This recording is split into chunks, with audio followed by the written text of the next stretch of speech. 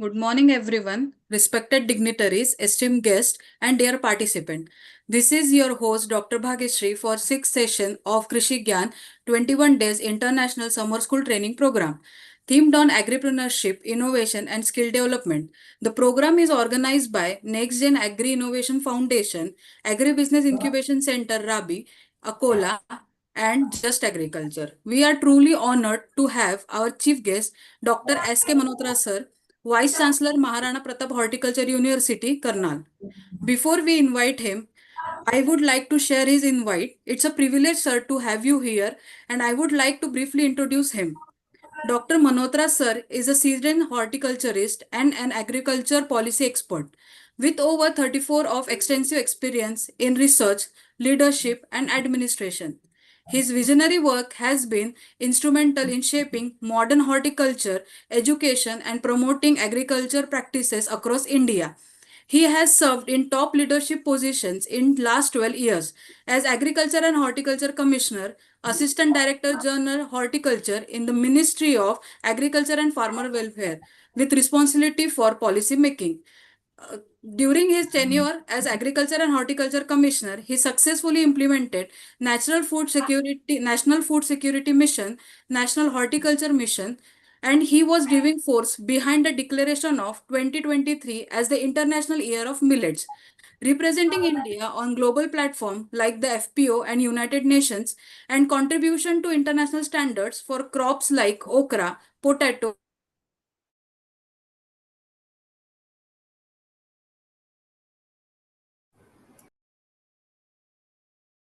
Bhageshri, you are on mute. Please unmute yourself, Bhageshri.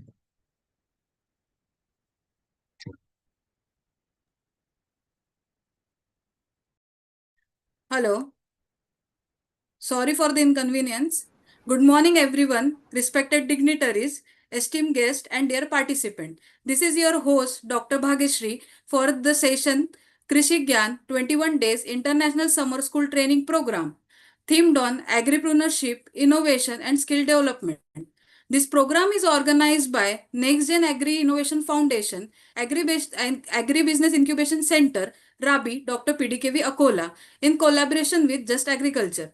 We are truly honored to have our chief guest, Dr. S.K. Manotra sir, Vice Chancellor, Maharana Pratap Horticulture University, Karnal. We are privileged, sir, to have you here. Before we invite you, sir, to share his invites, I would like to briefly introduce him.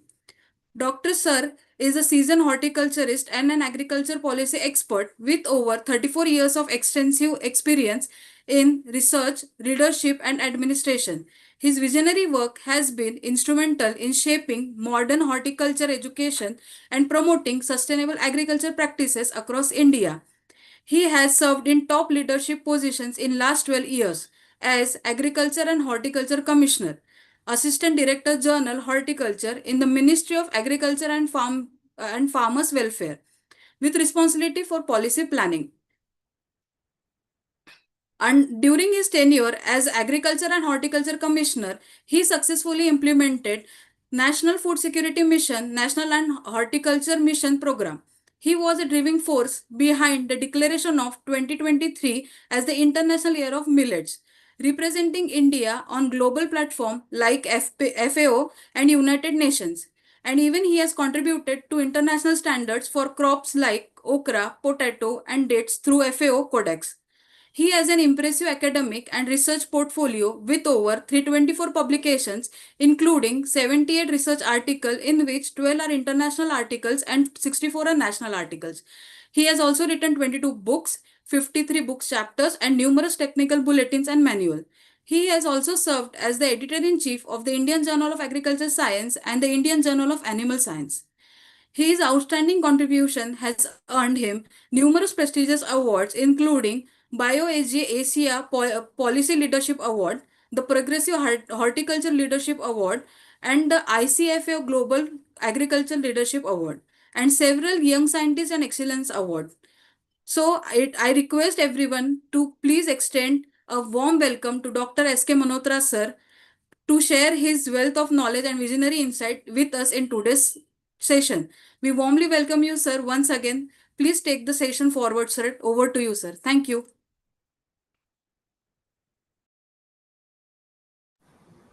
Thank you so much.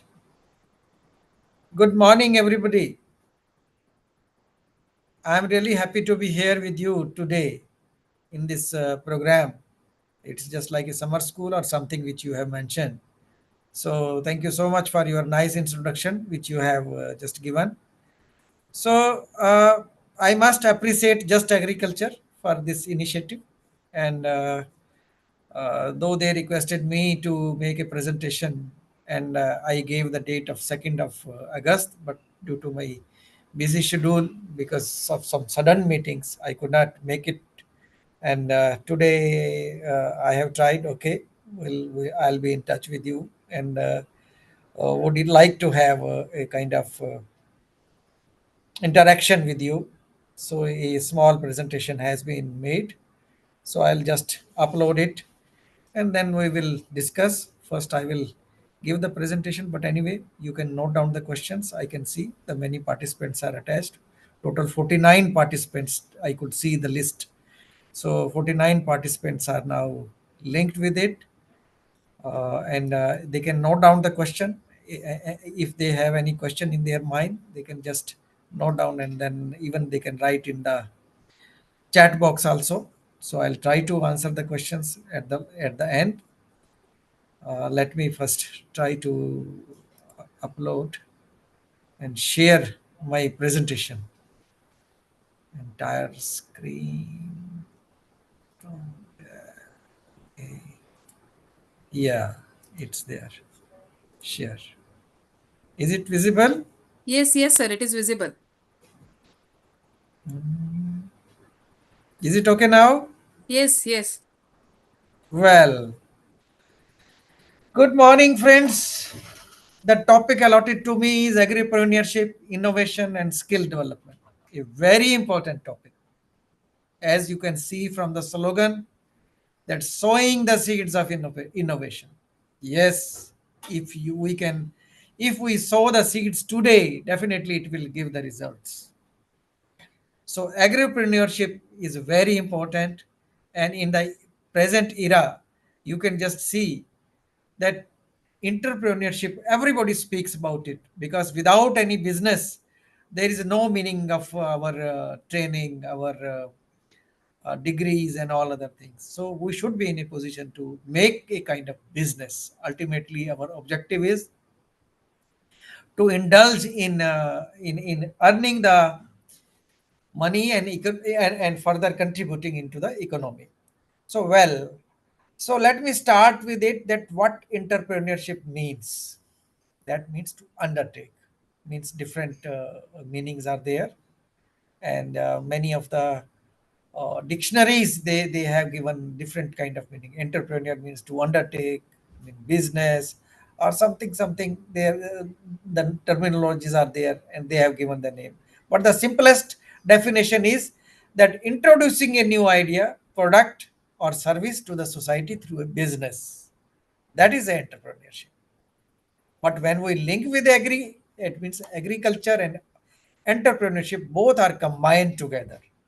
Where what we do, we follow a process, identify the problems, develop the product, and manage the agriculture ventures, whatsoever fundings are there, or businesses that are innovative, market oriented, and profitable.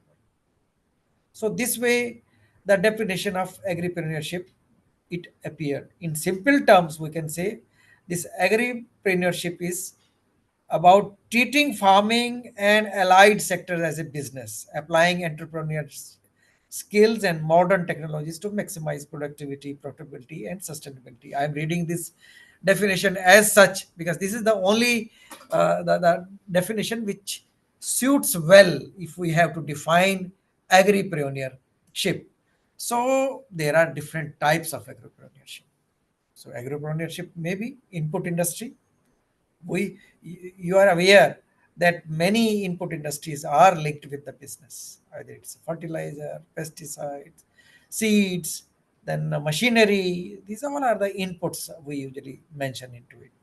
So this is input agripreneurship. So the name has been given like this because inputs are they assume much more importance in agriculture, because input is always important part from where the business starts. So agriculture also we should take it as a business.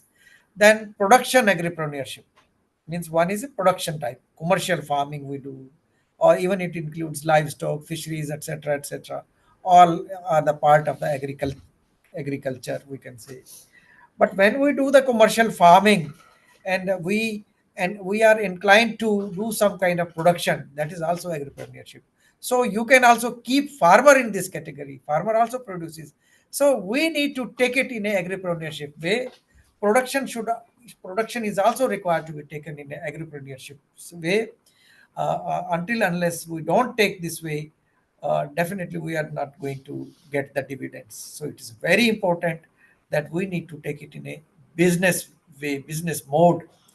Then processing is the another part where value addition, food processing, these all are the part of it. So apart from this input, production, and processing, service is also important. Services, there are several services where entrepreneurship could be linked with it. Soil testing lab, agri consultancy, logistics, farm machinery on rent, custom hiring centers, we mostly call. We will discuss in the coming slides in detail. So then tech startups. So using technology to solve the problems in the agriculture sector. So several startups are also there. So services is there, agri-tech startup are there, and there are several examples. Some successful examples are also there, where end-to-end services are also provided to the farmers through the startups and others. That's Ninja Cart, Kheti. These are some of the examples where we can say that informations were development advisory services were also provided to the stakeholders. So then what are the principles? There are some principles which lie behind the agripreneurship. One is he should be innovative. Some kind of creativity should be there. And if he wants to develop any kind of new product, service, or some kind of process or method, then he should see it from the entrepreneurship angle, that how it could be developed. From the organization, from the planned system, he should have such an approach where innovation and creativity will prove the greater role. Then value addition, enhancing the value of the agriculture produce. It's a food processing. I mentioned about this packaging, branding. These all are the part of it. Risk management also, that's behind the this principles, because he should understand that what kind of risks they exist, either it is related to price or its weather or some kind of diseases, pest, etc., etc. Then market, again a big challenge. Market driven approach is required to be followed from that point of view, and he should understand the channels, different channels of distributions. Then sustainability, because now wheresoever we start our business, we start our activities, we need to take care that whatsoever we are going to do, whether it is safe to the environment, is it safe to the human being, is it safe to the animals, or to or to our ecosystem. So sustainability point comes into the picture from that point of view. Efficient resource utilization should be there, either it's a land, water, labor, capital. Means these all are the points. If you study the MBA, they used to talk about this one, that there are different points where they mention that yes, what kind of resources are there, we need to best utilize the resources. And then man, machine, material, money, these all are the points which are usually mentioned in the business. These all are things are taught in the MBA also, that how you will optimize, how you will manage all these things. Then adaptation to the technologies. Yeah, because technologies, they keep on changing. So we need to adapt. We should have a kind of adaptation to the technology, because now people are asking about the Internet of Things, artificial intelligence. Drones are also now being used for survey purpose, or many other input delivery system where drones are being used. So we need to switch over to the precision farming, new systems. So this is all are linked with the technologies, new technologies which keep on changing, and we should be ready enough to adapt to them. And networking and partnership is again important. Sometimes you will feel that single person can't do anything. We need to do it in a networking mode. We need to have some kind of partnerships. So these all are the basic principles which lie behind the agripreneurships. And then there are different sectors in agriculture, you will see, because we mentioned about the inputs. That was the first point. So here the input means seed industry. Several varieties have been developed by our National Agriculture Research System. Sir, sorry to interrupt you. Yeah. Sir, slides are not moving, sir, I guess. Oh, okay. Let me see. Okay. Slides are not moving. Okay.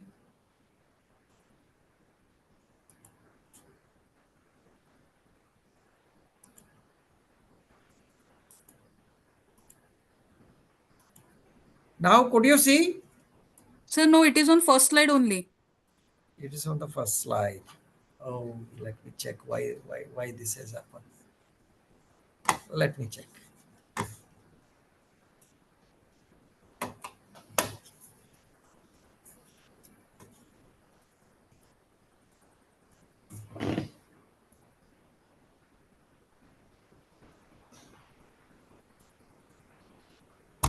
Is it okay now? Yes, sir, it has been moved to second slide. Yeah, this I have already explained. Yes, yes. Types of So in yeah, entrepreneurship. so it means Entrepreneurship means to undertake. And again, it relates to the business.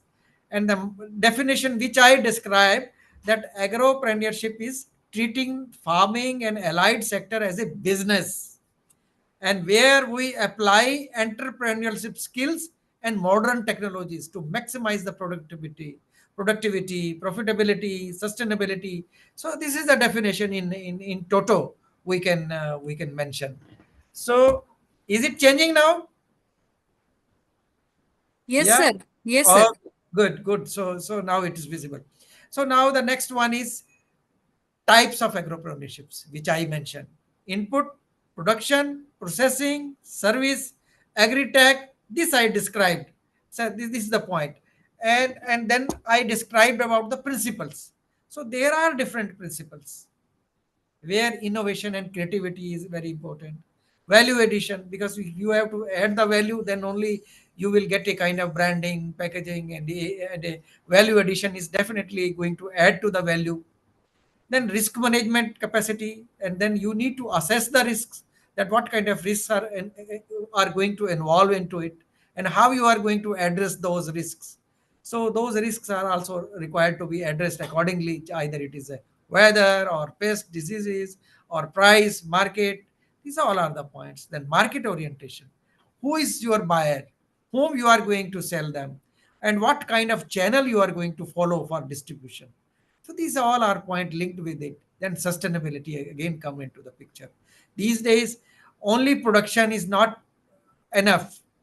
People will ask that how it is, how much your process is safe to the environment, to the human being, to the animals, to our ecosystem. So sustainability again important. Therefore, we advocate that environmentally friendly practices are required to be followed. Efficient resource utilization, because resource declining, that factor has been always mentioned, that how we can optimize our resources so that we can maximize our profit. So this is again a basic principle behind the business and agripreneurship. And in the MBA, usually it is taught man, machine, material, money. These all are the 5M which are taken care of. Then adaptation of the technology. Yes, technologies again keep on changing. We need to accordingly change, and we need to adopt such technologies, and some kind of adaptation should be there. Networking again, many things you can't do alone.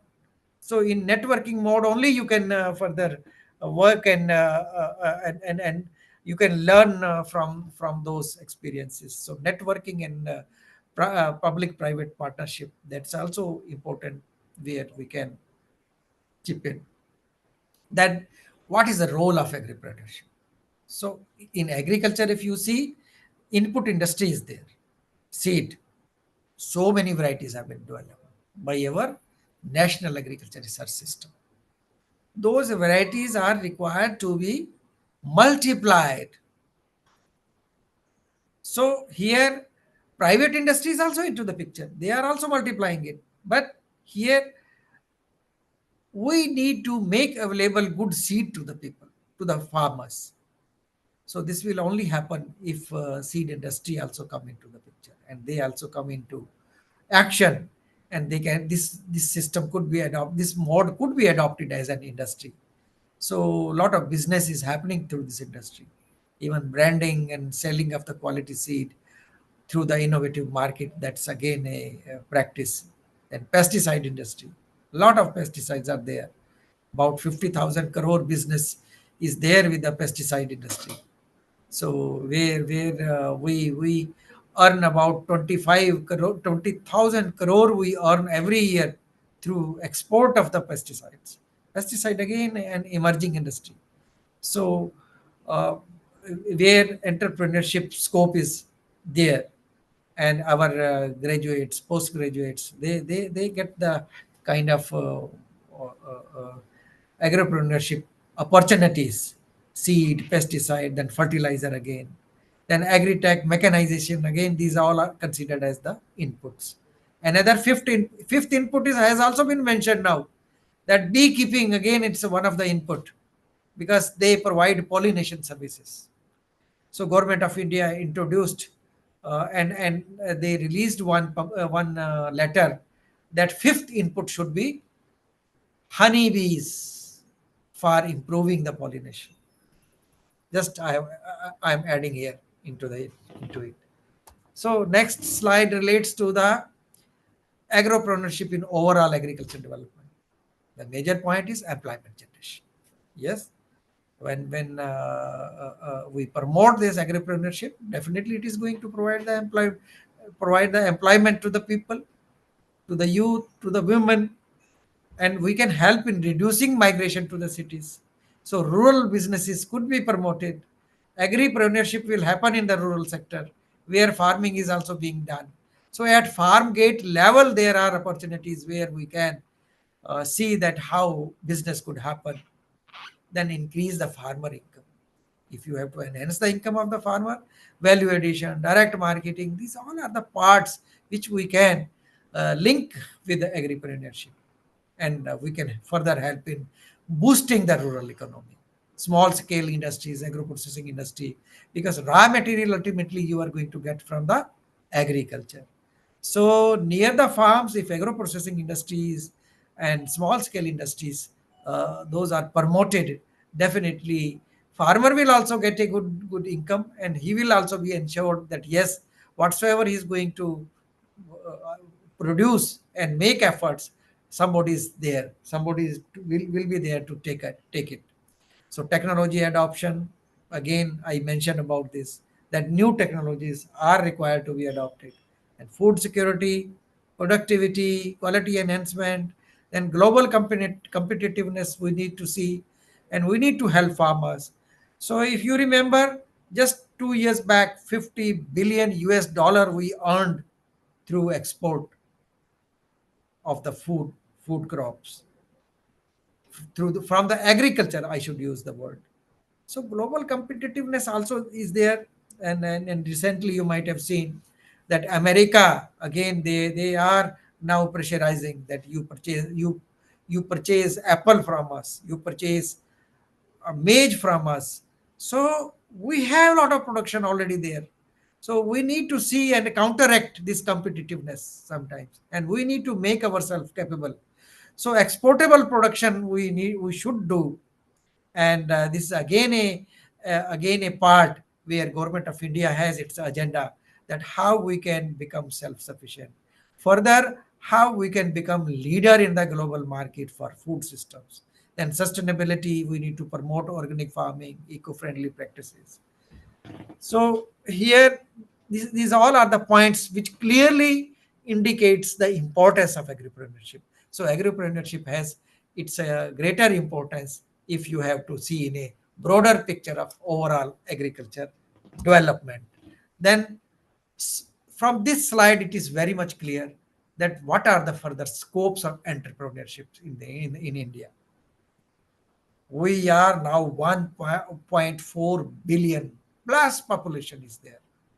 But the important point is that 65% are under 35 years. It means India is having a young population. So young population means you have a very good young force available with you, which can help country in earning lot of money and revenue for the, and they can only make the country rich. So youth are available, so we can utilize that youth power. And age population, again, we are on advantage side, it is between 15 and 59. You take example of few countries, China, Japan, where working age population is even more. So we have a young population which is available with us. And again, 15 to 59, 900 million people are there. Skilled man workforce is 5.4% of our labor force. Then again, required skill, 350 million is the requirement. By 2030, it will increase. Employment landscape, if you look into, unemployment rate is 16%. Again, it's really a matter of worry for us. But agriculture employs 46%. Further, there is a scope. If entrepreneurship comes into the picture in agriculture, it has its scope to give employment to a lot of people. But we understand there are challenges. Climate change is the challenge, low productivity is the challenge, and then we need to have other industry linked, agri industry linked employment that is required to be provided. And there is a need for entrepreneurship. And startups, they create job multipliers. One successful startup means they give job to 10 to 50 people others.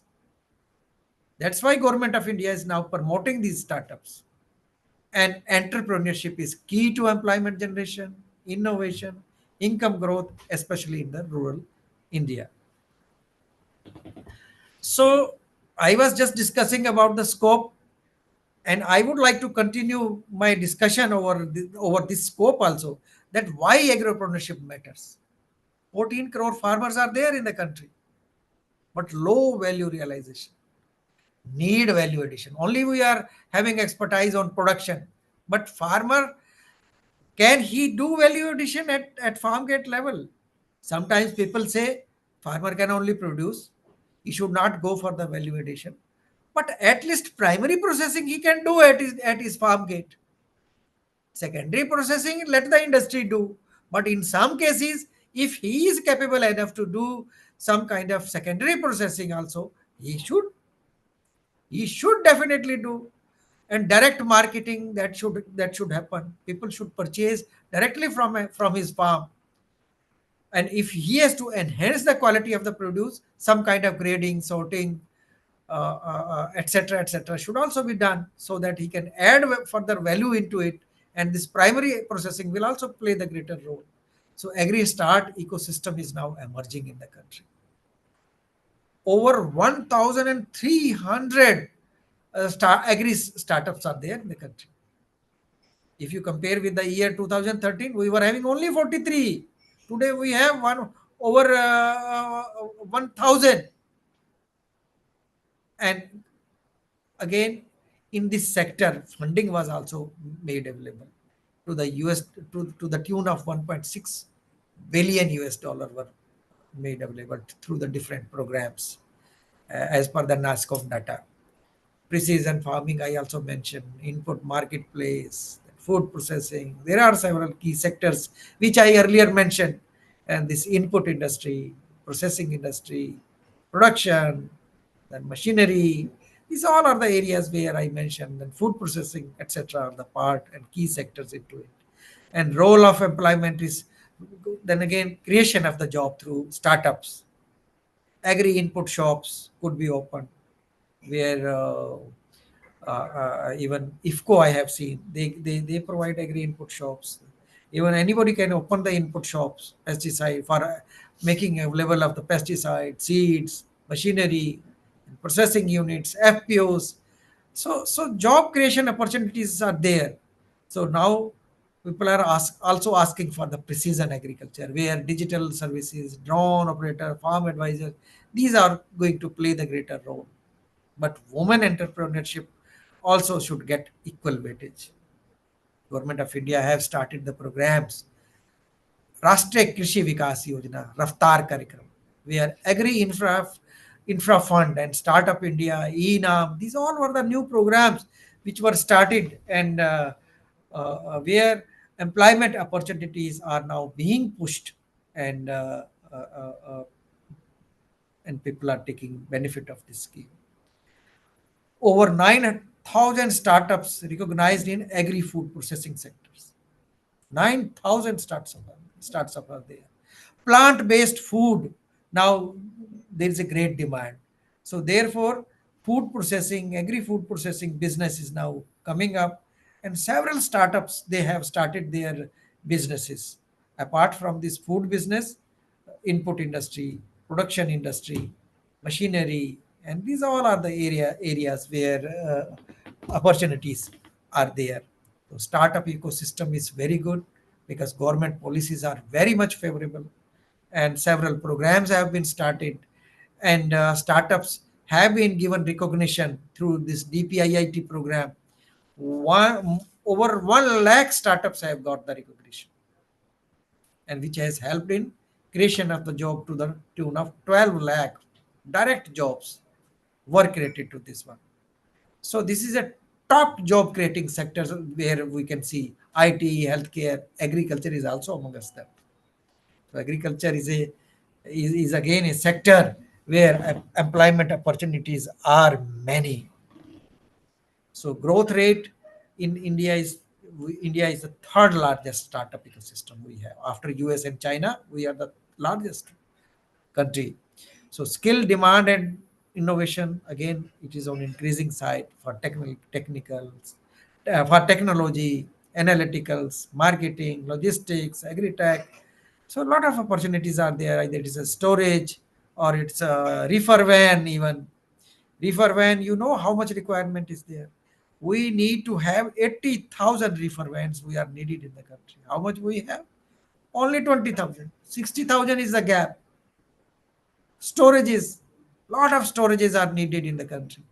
We have only capacity to accommodate 40 million ton of the perishables, though our requirement is 80 million ton.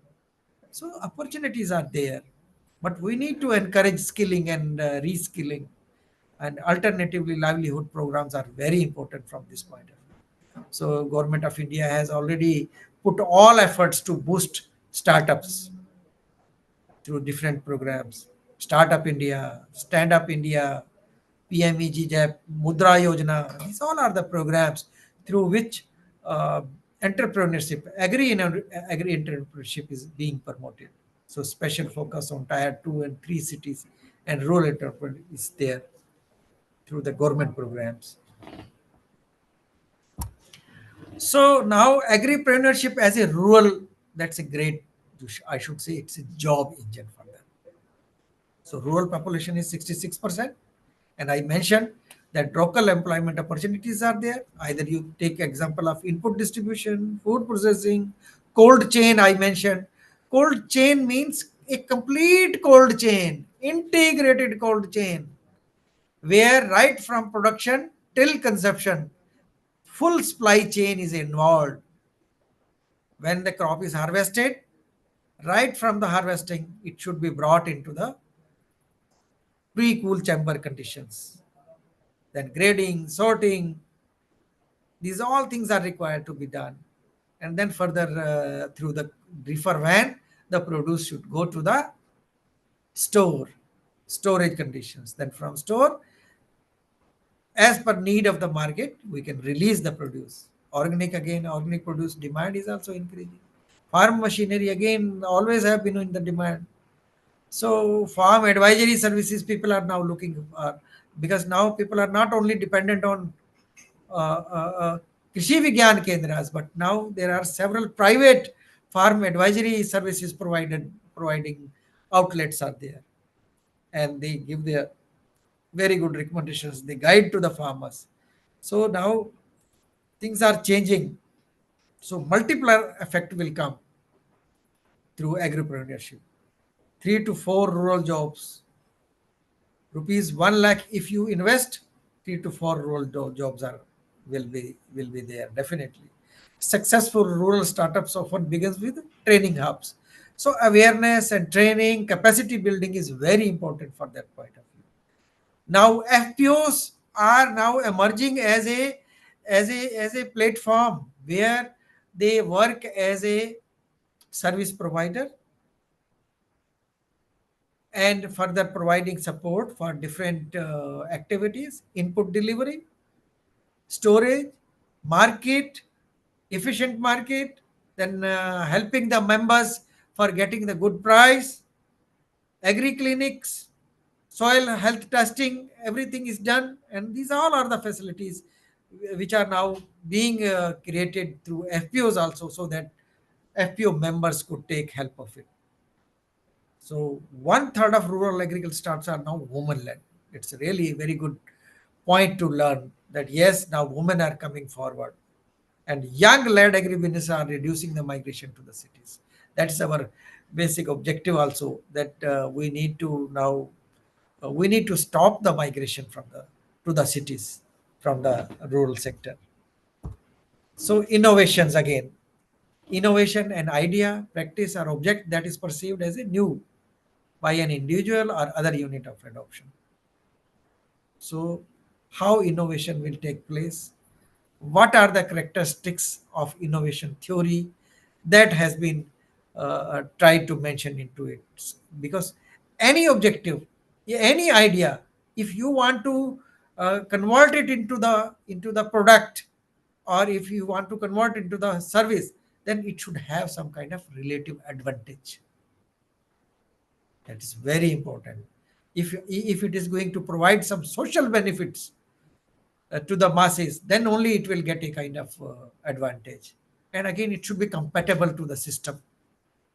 If it is not compatible, it will not gain the value. Complexity we need to resolve wheresoever some issues are there and gaps are existing. We need to bridge those gaps, and then efforts are required to be put into. And then we need to do kind of piloting. That is a triability is nothing but it's a piloting. We test it at a smaller scale, and then we observe, and then we introduce at a larger scale. So this way innovation comes and attains the shape of agripreneurship. Then there are several examples of recent innovations in agriculture sector: precision farming, drip irrigation system. So sometimes we include these all as a part of precision farming. So you might be knowing that there's one scheme, Pradhan Mantri Krishi Sinchai Yojana. Through this scheme, drip irrigation, micro irrigation system, even people are not there to guide them, guide the farmers. If some services are created, and they will guide to the farmer that how to lay out this micro irrigation system, further how to manage it, and what kind of after sale services there, that services are also required to be provided. So now in the country we have about 15 million hectare area under micro irrigation systems. So area is on the increasing side. People are asking for the after sale service. So here an expert can come into the picture, can guide to the people and provide services and solution. Then drone in agriculture now being used for survey and surveillance for monitoring purpose, and then for spraying the pesticides and fertilizers.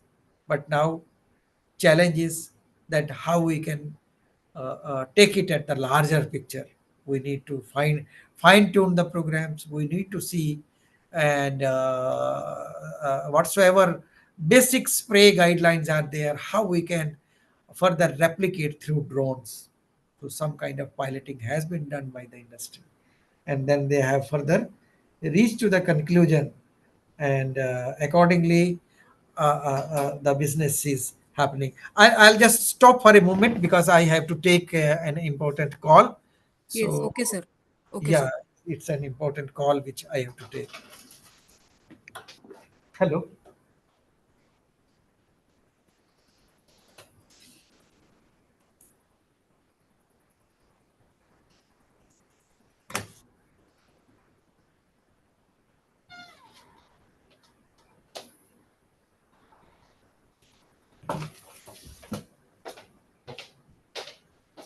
Hello.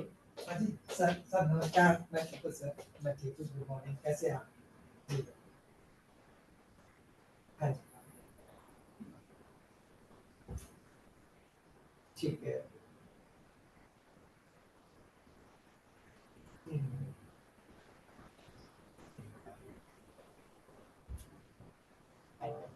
चलिए ठीक है, आप भेज दीजिए क्योंकि वो normally आपको पता ही है, अभी हम लोग HKRN के माध्यम से ही करते हैं सब कुछ।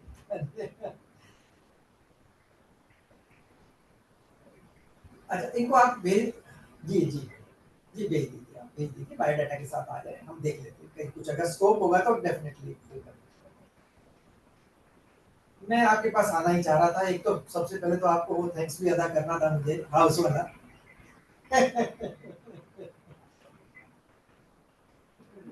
Sure, I'll be very happy to welcome you.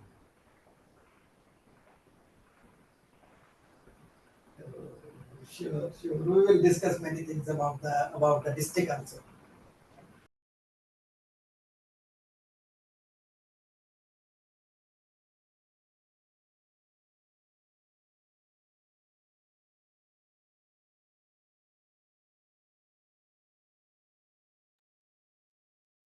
Sir, please unmute yourself.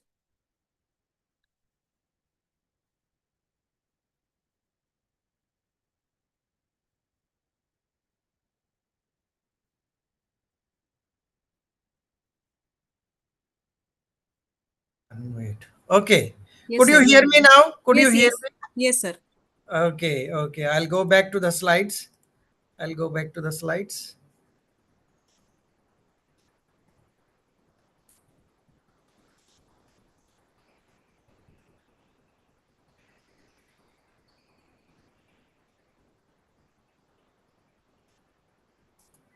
Okay, well, so is it visible? Recent innovations in the agriculture sector. I was discussing precision farming, drip and micro irrigation system, then drones in agriculture, then satellite imaging and remote sensing.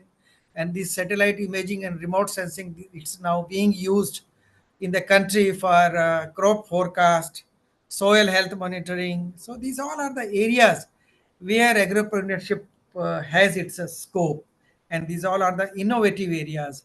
Mobile based advisory services. So now there are several entrepreneurs, they have their own apps, and through those apps they are providing services to the farmers. So these are the recent innovations, and new technologies are now being adopted, where entrepreneurs, they can play greater role in taking forward these technologies at the farm level. Then we have artificial intelligence, and further there are several models in crop management. Those are required to be followed. Either it is a pest disease prediction, and sometimes we need to follow the follow and optimize the schedules. It's a Fussell, Intello Labs. These are the successful examples where it has been done. And IoT enabled smart farming devices, hydroponic system, farm to fork platforms, biofertilizers, biopesticides.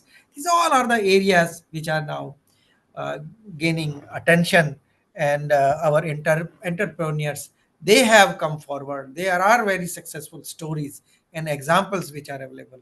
Either it's related to blockchain in agri supply chain management, cold chain and agro logistics. I mentioned about the agro logistics. Reefer vans, I mentioned about the cold chain system, storage capacity available with us. As I mentioned, 40 million ton storage capacity. We need 80 million ton. There is a shortfall. So there is a lot of scope. So entrepreneurship could come through cold storages. Supply chain efficiency we can increase. Agri drone as a service. So electronic national agriculture market, government of India started this program, where a trade could happen, and entrepreneurs can register themselves, producers can register themselves, farmer producer organizations, government of India is now promoting, and a target has been fixed to register 10,000 farmer producer organization in the country. This is the target which has been already set, and I think we have already crossed this target. So further there is a scope, and government of India is promoting through this.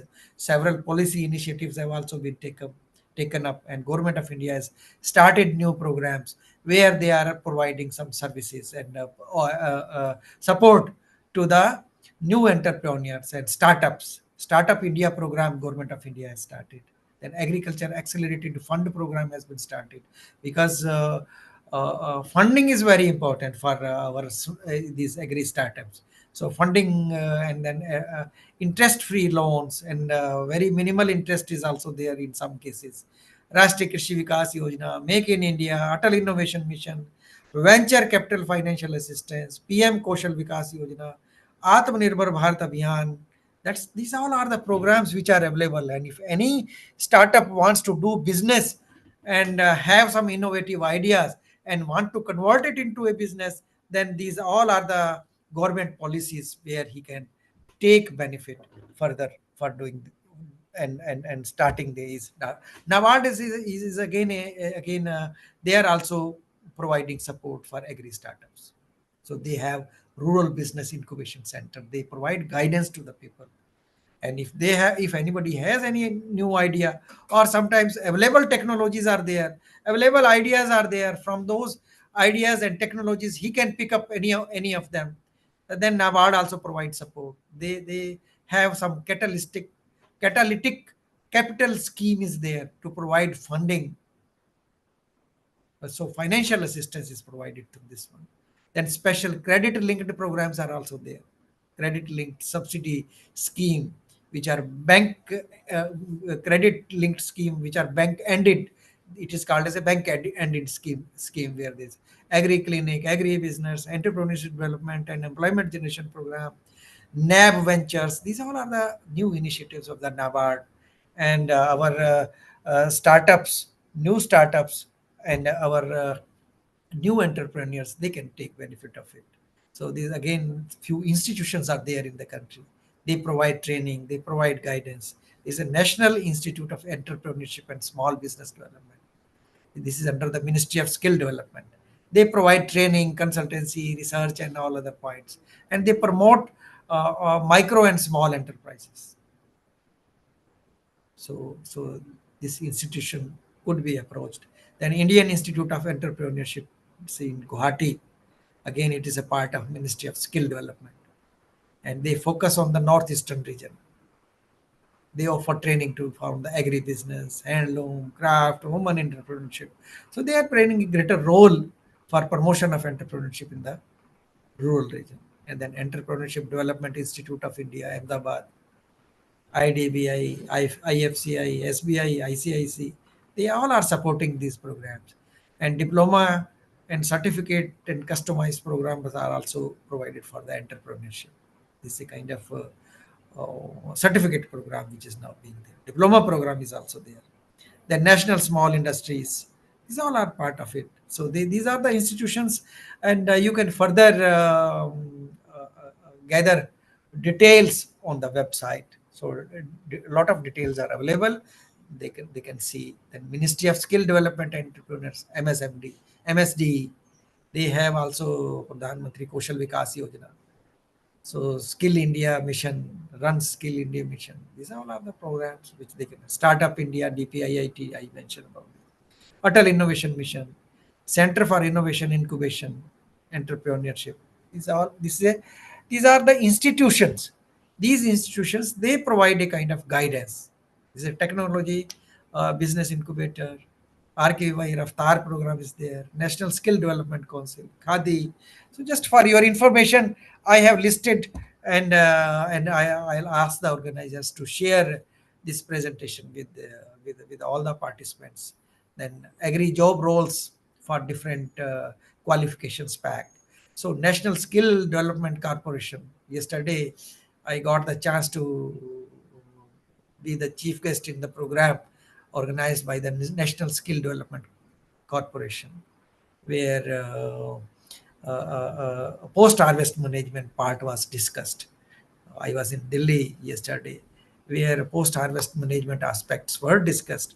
Agriculture Skill Council of India people were also there. They have recently started Center of Excellence for Horticulture Skill Development in India. This is a very important initiative where dairy farming, organic grower, vermicompost, greenhouse technology, tractor operation, these all are the points which were also discussed. So these are the qualification packs have been prepared. Training module have been prepared for this one, and training is provided on these areas by National Skill Development Council. So agriculture extension executive, beekeeper, poultry farm, floriculturist, mushroom, these all are done by the NSDC. So aquaculture, nursery workman, agro input dealer, precision agriculture, agri logistics. So certificate course is very important. So certificate course, diploma courses for and again qualification, minimum qualification required has been mentioned into it. And what are those areas of agropreneurship? Agro produce processing units. They do not manufacture any new product. They merely process the agriculture products. Rice mill, dal mill. So these are then decorticating mills. So these all are the agro produce processing mills, processing units. Simply they do a kind of job work. Then agro produce manufacturing units. There are several units where new products are raw material is further processed. It's a sugar factory, bakery, starboard units, then agri input manufacturing unit. I mentioned about the several agri inputs. Sometimes industry, they have their own inputs available with them, own formulation, fertilizer formulations are available, and they make their own for site specific nutrient management strategy they follow. And new fertilizer combinations are available, new pesticide combinations are available, new products are also there for processing. So this way manufacturing happens. Then agro service I mentioned, where they organize workshops and they work as a knowledge center, and they provide services to the farmers. Then there are some several miscellaneous areas are also there, where we can say the allied agriculture sector, apiary, feed processing unit, seed processing unit, mushroom production, vermicompost production, then goat rearing, organic vegetable and fruit retail markets, bamboo plantation, jatropha, several medicinal plants are also now being produced by them. Then agropreneurship for women empowerment. In government is now putting emphasis. That's why government has made a kind of relaxation. If any woman have the ownership for land, some kind of support is there, some benefits are there, that they will get a less stamp duty, some kind of charges have been reduced. Then agriculture cooperatives are now coming into the picture. Self-help groups, MSME, medium small scale industries are also coming to it. This is again a ministry, MSME, where agriculture is also important component. ICT tools, policy implications. Agri Udan program was also started from this one. So women agripreneurships are now uh, being promoted, and major agenda is for the government, and that's why Drone Didi program was also started. Drone Didi. This again you can take it as a one of the part of it. So, well, so then several challenges are now being faced. Yes. Inadequate infrastructure facilities. How infrastructure facilities could be created. Entrepreneurs can play the greater role in addressing that gap. Transportation. I mentioned about the reefer vans. That was one of the example. Then there are again transportation transportation for the food grains, where kind of cold storages are not needed. Simple transportation is there. Communication, marketing networks, then entrepreneurship culture that's lacking. That's the big point. And this culture will only come through awareness, through training programs. Then migration of the skilled and talented workforce from rural area to urban. We need to stop it, and we need to encourage establishment of the industry nearby rural areas, so that people remain there. So we need to now seek for employment opportunities in that areas.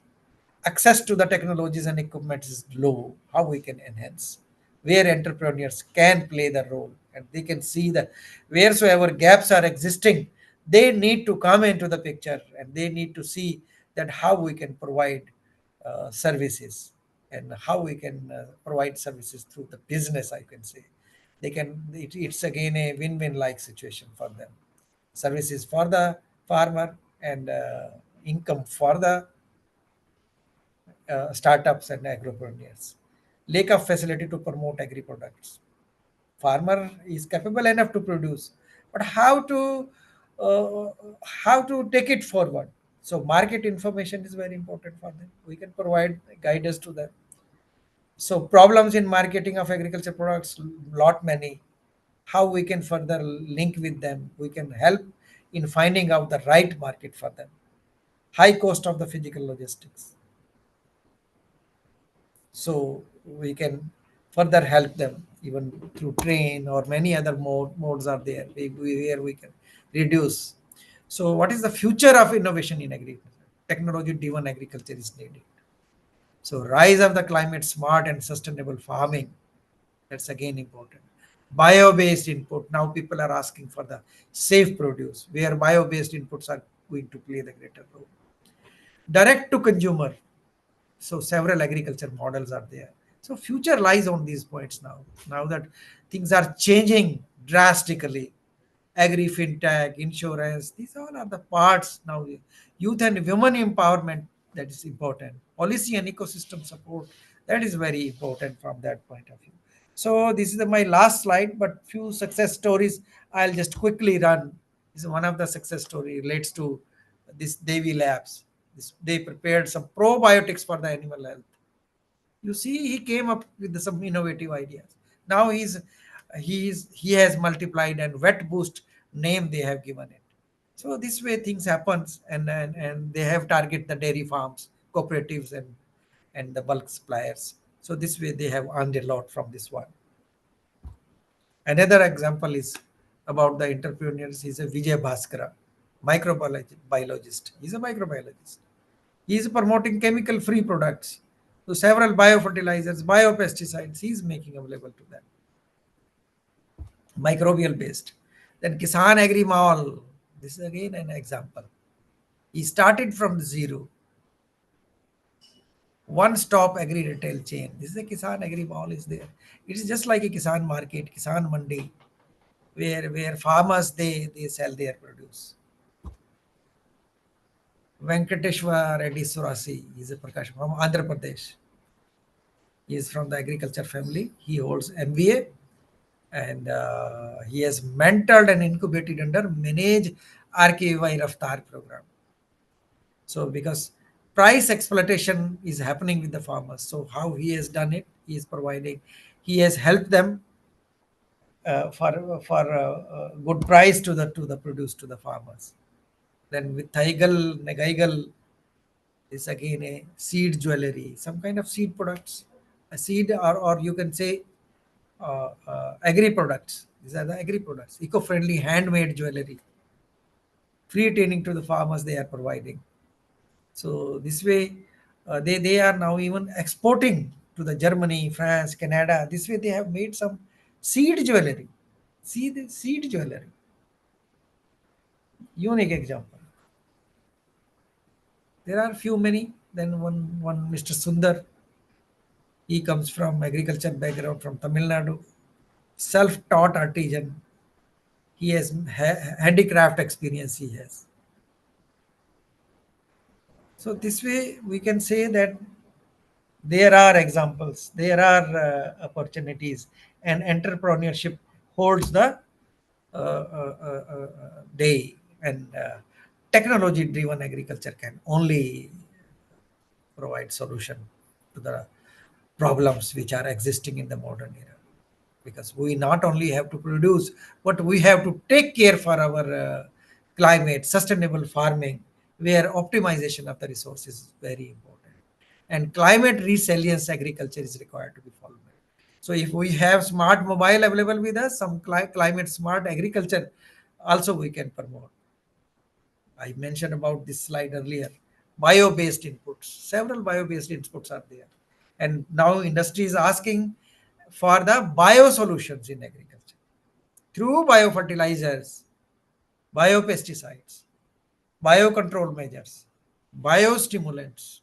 These all are the bio-based inputs where a lot of scope is there. And direct to consumer, there are several agriculture models which I have just shown you, where direct marketing could be done in the urban areas.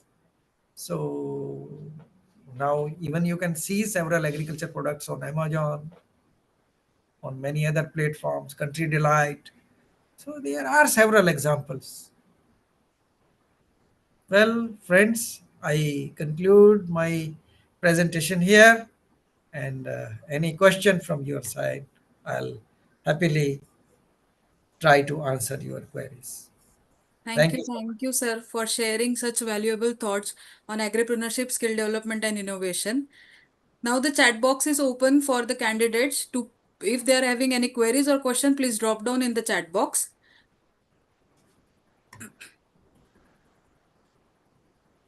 Sir, one question is there. I would like to proceed. Yeah, please. Is it possible to achieve food security without compromising environmental sustainability, and how can farmer balance both? Yes, food security You know how much food we produced in the year 2014-15? We produced food grains to the quantity of 260 million ton. Today, we have rose to the level of 353 million ton. It is almost 93 million ton additional. So this production has happened only through planned approach, only through adoption of the technologies. But your question is that through the eco-friendly approaches, could we achieve food security? Is it the question? Yes, sir. Yes. Yes. So this could be achieved because we have succeeded. Definitely, when we have over exploitation of the resources, definitely it is going to tell upon the health of our system. Ecosystem will also be get disturbed. But now people are understanding diversification is happening. That's why our production for fruits and vegetable is also increasing because diversification has happened. People have little got away from wheat and rice.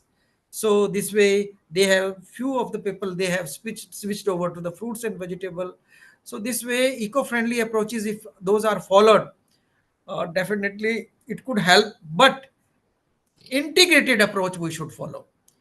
We should not we should not switch over fully to natural farming or fully to the organic. So organic we should take it as a part of part to meet the demand of that organic sector.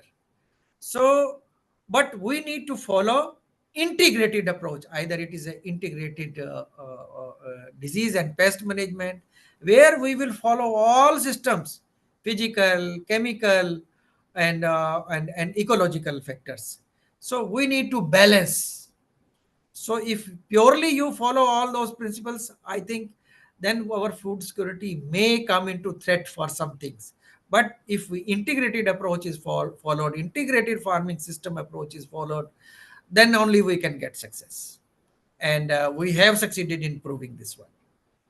I hope you have got the reply Yes, to. yes, sir. So integrated nutrient management, integrated pest management, integrated disease management, these all are the integrated farming system approach. Right. This will only help us. Okay. So one more question is there. In some state faces recurring droughts, like example in Maharashtra, Marathwada or Vidarbha region faces recurring droughts, then how can startups or agri-entrepreneurship help address water scarcity and promote climate resilient farming? Yes, I will give you a little example. These all are the typical areas. I have seen those areas. Yes. Once I chaired one committee, National Disaster Relief Fund, and I chaired that committee to give a kind of assessment for drought affected areas in Maharashtra. I visited all those areas.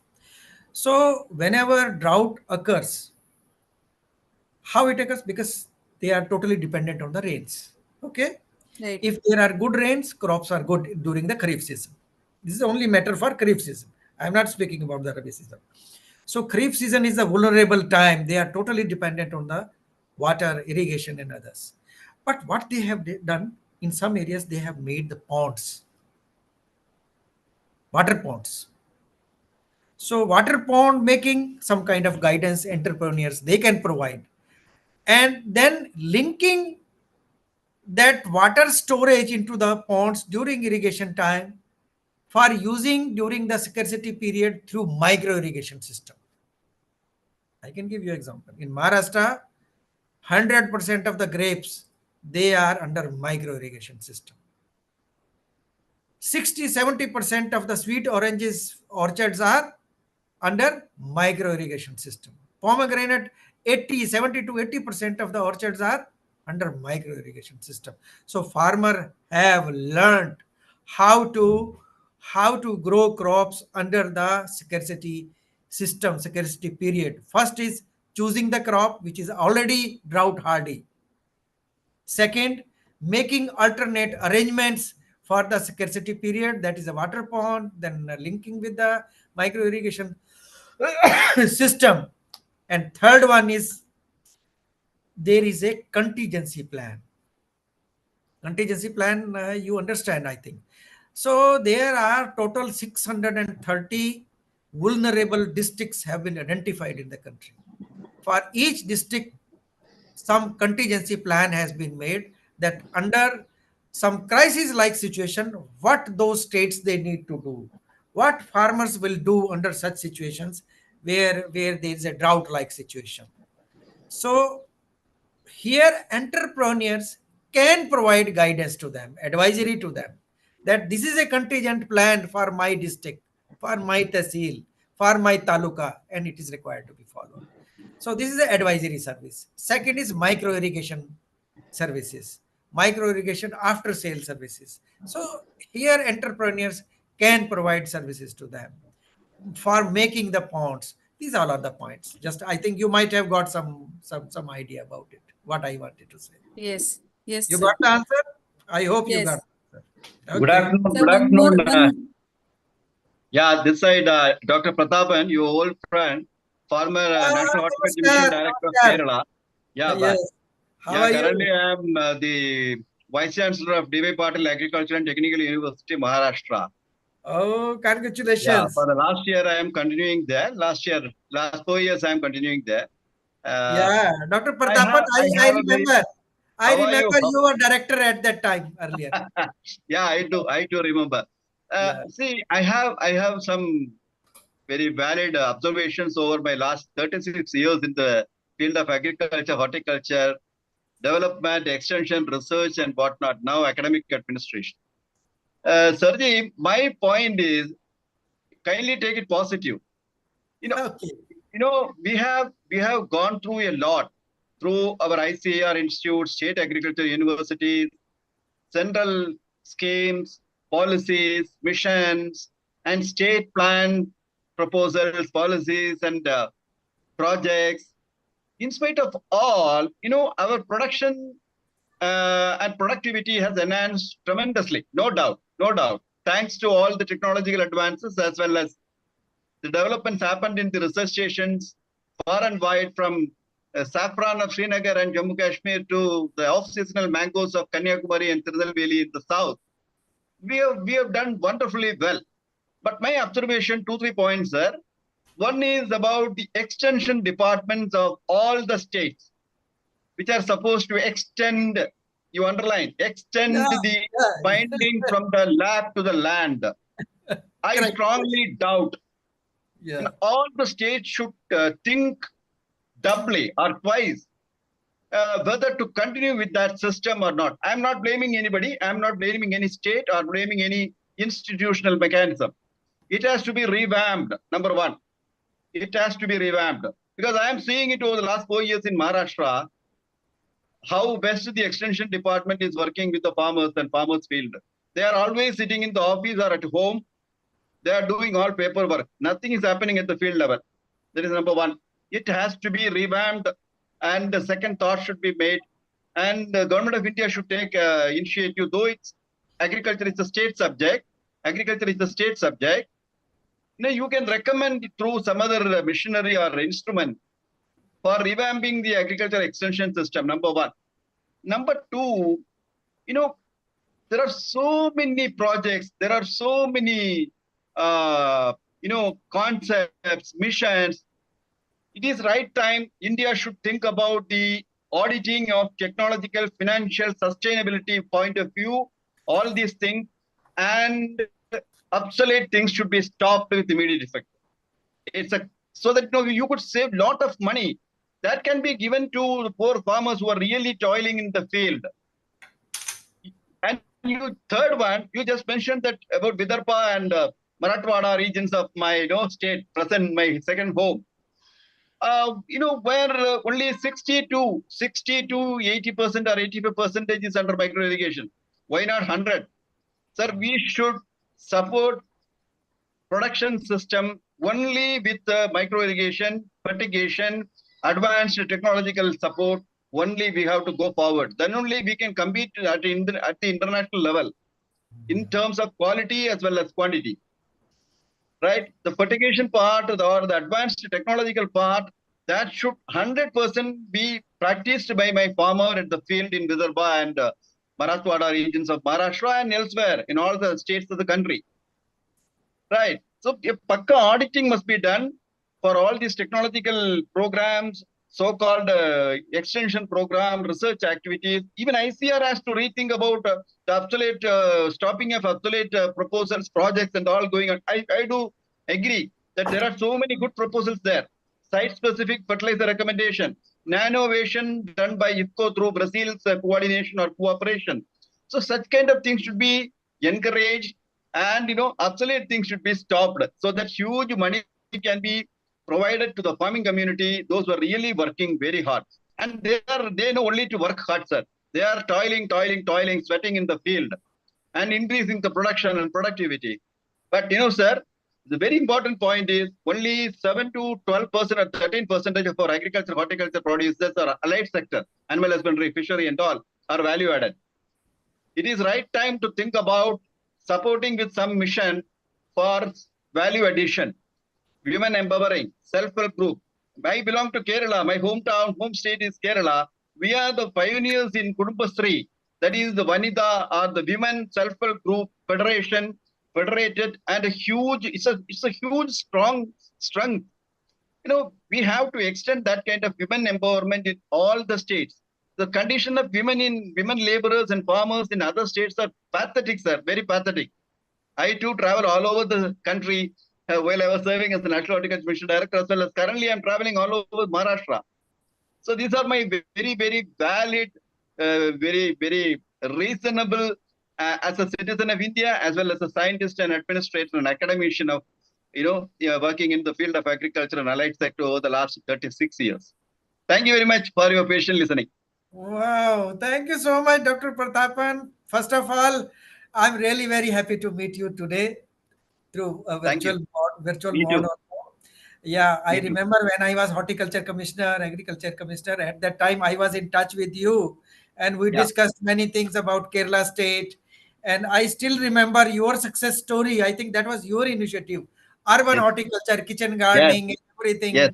Very Terrace farming. urban. Peri-urban and terrace gardening. Yes, exactly. Thank you. Thank you. That we appreciate. I still remember, and that was exemplary, and we cited that example at several places. Okay, then I agree with you perfectly. I agree with you. Extension system, it is required to be revamped. Not only extension, other systems are also required to be revamped, because we need to now relook, because our requirements are now changing, our demands are changing, people are asking for the different kind of foods, people are asking for the different kind of requirements, their expectations are very high now. And I think we have been the part of government system. I also know about this. Yeah. There are But many things. somewhere you recommend, sir, about the auditing point which I mentioned. Somewhere you recommend that we the can financial, technological, sustainability point of view, all the proposals, projects related to agriculture and allied sector, that just to be audited. This is right time. We are at the, in India is at the, taking upper hand in the international arena under the leadership of our Modi ji. So we have to make a thorough auditing. Yeah, I agree with you. We need to now, obsolete technologies are required to be just taken away. We need to mention that, yes, it's obsolete. There are several obsolete varieties even. Exactly. Still, those varieties are popular, but we need to see that, yes, this is the alternative available with us. So you need to adopt it. So auditing, perfectly, it should be done. Central government makes very good plans, but depends upon the state, that how central government, they makes the very good plans, very good mission program. One more observation that you mentioned about the CSE, Center for Center of Excellence in horticulture and all. Last year I got sanctioned 5.3 crore for Center of Excellence for Future Skills. AI, ML in agriculture related global certification courses. I'm undertaking in my university and supporting the other institutions surrounding my area where my university is situated. And NSDC supported me. NSDC, I submitted a proposal. You know that I'm good in making proposal. Correct.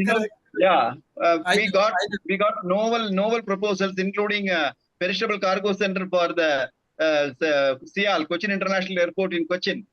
Yes, I remember that issue was also discussed. Is supported for our export of fruits, vegetables, and spices from Kerala, Tamil Nadu, Karnataka through Cochin International Airport to entire Middle East. Yeah. It has no our export has multiplied 20-fold, sir. What we have done in those days, in 2013-14. 13, 14. Yes, 12 years, I was yeah, horticulture 20 years division. back, 20 years back, Correct, yes, correct. yeah, under PK Misraji and SK Patnaik, sir, and Yeah, of but course, all next of those. after that, Sanjeev Chopra came. Sanjeev Chopra. Yeah, after the Sanjay Chopra ji also led the And leadership, yes, Sanjeev then Chopra Vijay and Kumar, then we Vijay were Kumar, there at that time. and Correct. that CL is working very well, and export has 20-fold increased, Yes. and it is used by the farmers of Tamil Nadu, Karnataka, and Kerala. Yeah. Yeah, Total 50 billion US dollars uh, now. yes, Anyway, yes. one point just why I want to mention because you mentioned that particular area in Maharashtra.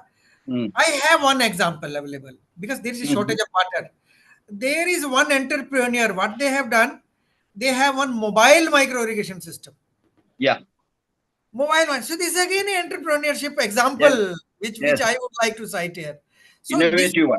entrepreneur, because there are many farmers, small scale farmers, small farmers are there, marginal farmers are there.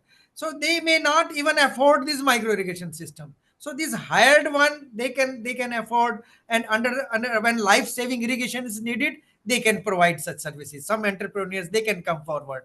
So just through a pressurized system, through a motor on his vehicle, just simply he will provide the Yeah, yeah, irrigation and he will yes, irrigate yes, and yes, life I saving understand about irrigation it. and he can save the crop.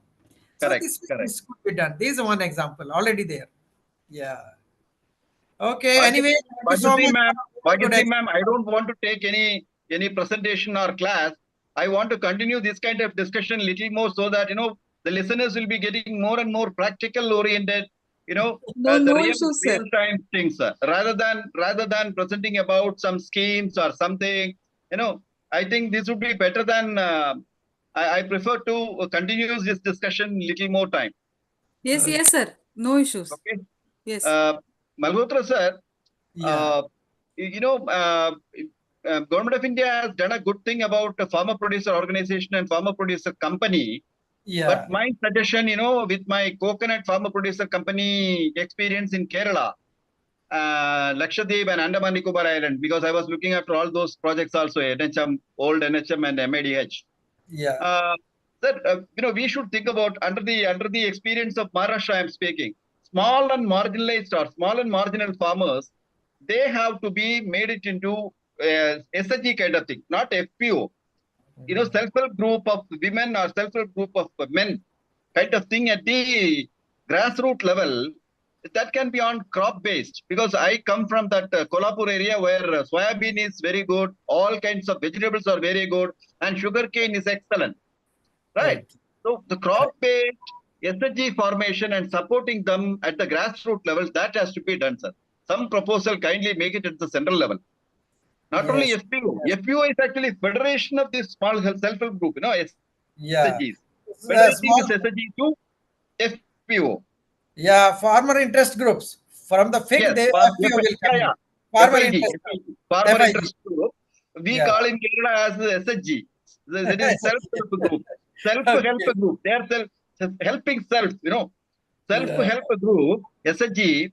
Why I am saying is just like what we supported in Nasik area for resin making from grapes. Yeah. Small cottage industry, small cottage industries. So likewise, crop-based cottage industries can be encouraged at the grassroots level. Already we are doing it.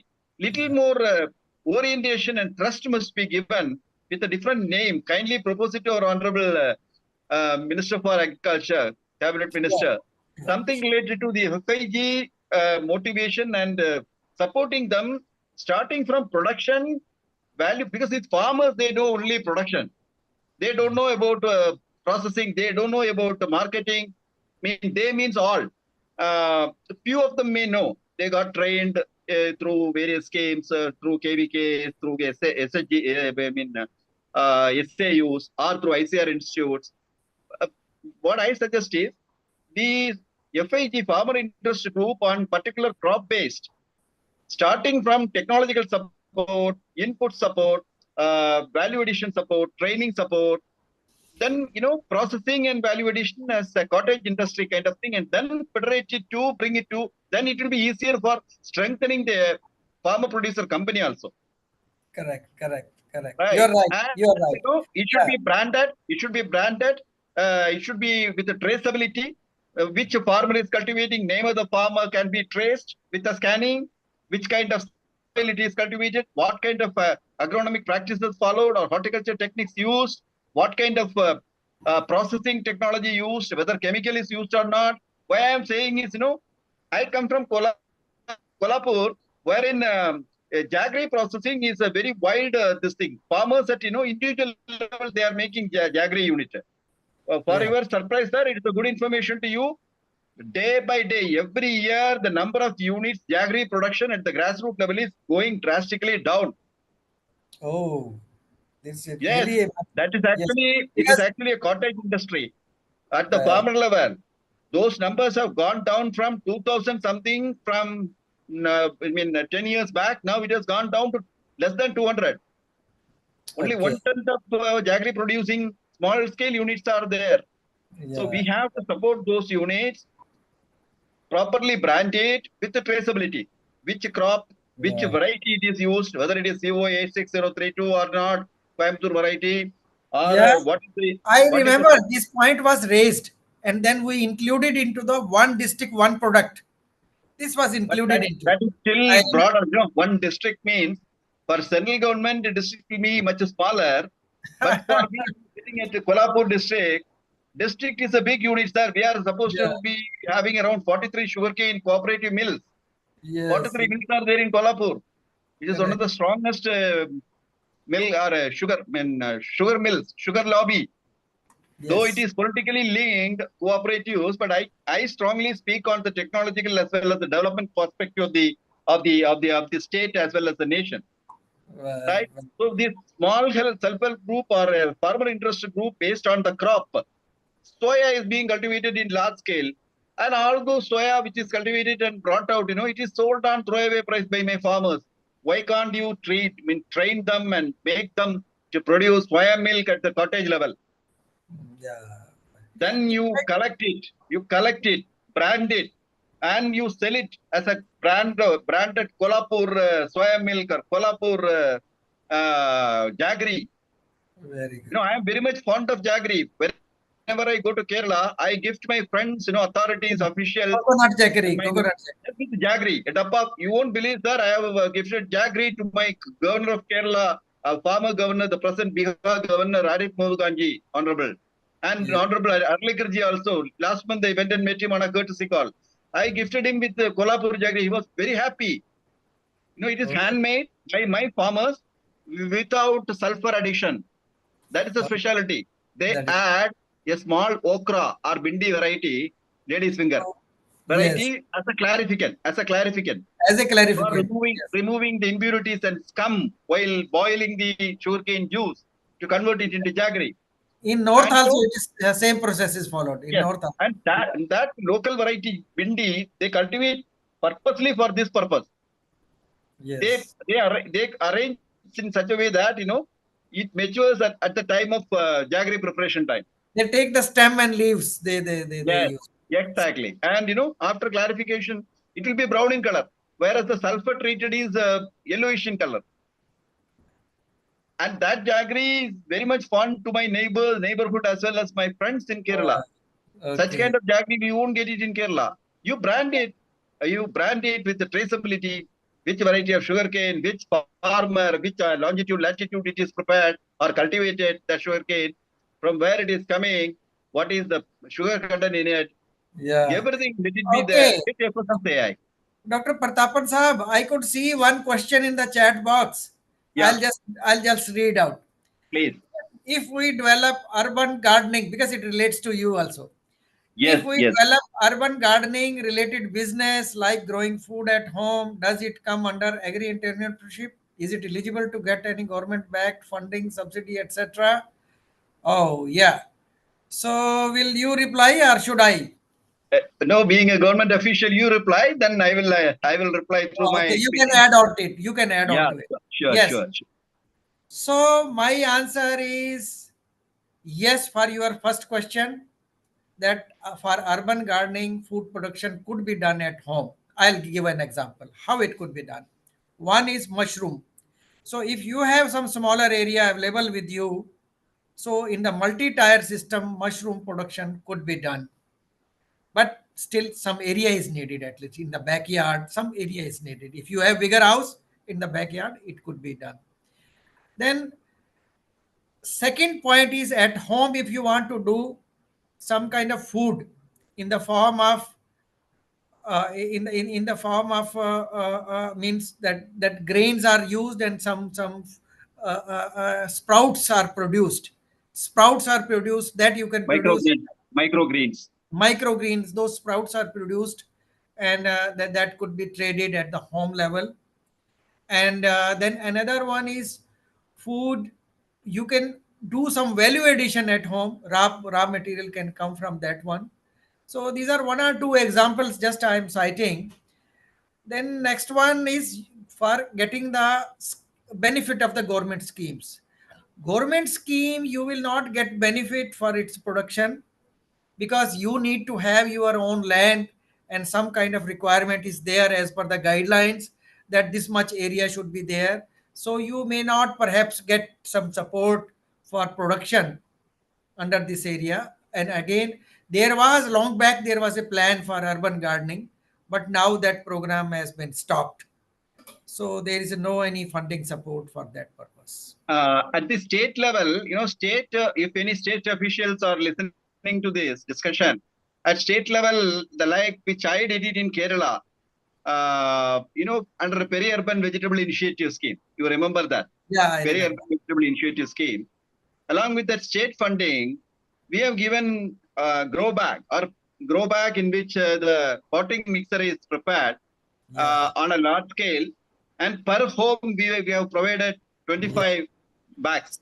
And yeah. the seed And materials, also seedling here, materials were here also, supported. here also we can suggest him that Yes, rooftop gardening he can do, and he yes. can produce vegetable crops, fresh vegetables. And another thing is, in district headquarters or taluka headquarters, tehsils and all, where the colonies or residential lanes are in a continuous row houses and continuous houses are there. On the rooftop, they can cultivate. In cities, metros, over the flat on the rooftop also they can cultivate. That could A be small utilized. kind of micro irrigation system can also be put, because there will be competition. Who will irrigate today? If you keep a micro irrigation system, drip irrigation kind of thing, irrigation also will happen. So every evening, some of or other, some persons of the members of the house or of the flat, they go on the rooftop, spend some time between 5 to 6 or 5 to 7, touch the plants, smell the flowers, see the fruits and all. That is actually horticulture therapy Yeah, for the mind and soul. And for your body, you get quality, poisonless, fresh, leafy vegetables as well as vegetables for your kitchen. correct, And correct. and So in household, you select one variety. Either you grow amaranthus alone. Next neighbor let him grow tomato alone. So when it is harvested, you share it. You share it. I will quote an example. yeah, Malhotra ji, I have told it before our Honorable Bawar Sahib when he was there in 13 or 12, 2013, 12 time.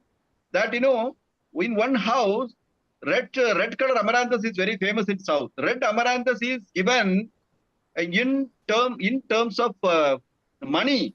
Instead of money, amaranthus is given to the fisherwoman who brings fish to the house. Daily morning in that lane, fisherwoman comes by morning 8 o'clock. So for old barter system, yeah. they had So hand over red color yeah, amaranthus yeah, for yeah. fish. That kind of sharing. Correct, correct. There, because So of my program, urban horticulture program, the neighborhood, they became known each other. Otherwise, they were correct. not knowing who is So staying in my neighborhood. correct. So what I do, I request to the organizers to keep a separate lecture for you. That Yeah, will be yeah. beneficial Very. for everybody. I'll be I will happy to ask talk. organizers to do that. I'll be happy to talk 1 hour. Yes, Good, correct. good. So one more point I would like to add in urban gardening, that is a vertical gardening, Yeah. and in the hydroponic system, not soilless, I should say, Soilless. soilless or Soilless. hydroponic. they can produce some leafy vegetables very successfully. Yes. Anyway, I have told you a few alternatives. I think he might. Microgreens is coming up like anything in urban Yeah. horticulture point. Yeah, Yeah. like methi, green gram, black gram, red gram, all these, grams, as well as, spices, as well as this Well, thing, well, methi. That correct. can be cultivated even on windowsill. Windowsill you can cultivate. Cultivate. Yeah. Now over to the Bhagyashri. Thank you. Thank you, Thank Malhotra you, ji. sir. Thank you, Nice Dr. Saab. talking to you. Thank you so much. Nice talking to you. Thank you so much, sir. Thank you, Bhagyashree. Thank you. Yes. Hope I have served my job. Excellent, excellent expressed. You have excellent shared the experience. So Yeah, yeah. I have requested Bhagyashri to keep a separate lecture Yes, from. yes, sir, surely. Yeah. On Okay. metro horticulture or urban horticulture. Yeah. Yeah. So Thank if you. there is no question, then we can close the discussion. You Yes. see now. Sure. If, sir, there are further questions, no, we will forward it to through mails We or will answer. We LinkedIn will or any answer other Yeah, through way. email. you can Yeah. give. Yes. Thank Okay. you. Thank you so much, sir, Have a for your great valuable evening, sessions and afternoon, insights. and Thank evening. you. Yeah. Bye bye. Yes. Thank you, sir. Thank you.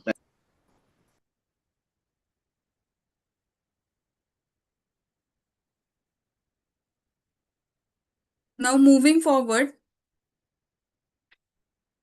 it's my privilege to welcome our guest of honor, Dr. Asha Kapoor, ma'am. A very warm welcome to you, ma'am. Before she begins, I would like to briefly introduce her and highlights her remarkable contributions and achievements. Ma'am is a dynamic soft skills and HR trainer with over 2000 lectures delivered across institutions and industries since 2005. She served as senior guest faculty for reputed organizations including DRDO, Forest Research Institute, CCS, HAU, GADVASU, and several universities, as well as corporate clients like Godrej, TVS Motors, and Dr. Reddy's. Her academic background in genetics, along with diploma from IIM Calcutta and TCS, supports her impactful work in community development, social welfare, and environmental activism. She has been honored with Social Excellence Award by Tata Group and the Uttarakhand Gaurav Sanman for her environmental advocacy. Let us welcome her. I would like to welcome Dr. Asha Kapoor, ma'am, as she inspires us with her journey and insights. It's a privilege to hear from you, ma'am. Thank you for coming here and giving us such a nice. Please join, ma'am. Thank you, Dr. Bhageshri. And I hope everybody is comfortable. If they need a 2-minute break, it's okay because they've been listening to the Vice Chancellor Saab and the fellow colleague. If they need 2 minutes break, I have no problem because then I need complete attention as I'll be speaking on a very, very important aspect of any scaled up business, small business, entrepreneurship, startup. So I'm okay. I'm here. I've been here since 45 minutes. You tell me, Dr. Bhageshri, if they need a No, break. ma'am. Please continue. Okay, thank you. ठीक है. So, good afternoon, everybody. I welcome you all on this session. And I want an interactive session. I also believe that interaction, hearing from you in the open house later, will be more impactful by answering your queries, by taking your doubts and addressing them. That will be more impactful rather than going on with a presentation. So, are we good to listen? Yes, ma'am. Please go Okay. ahead. Dr. Bhageshri, just tell me when I start sharing. Yes. Hmm.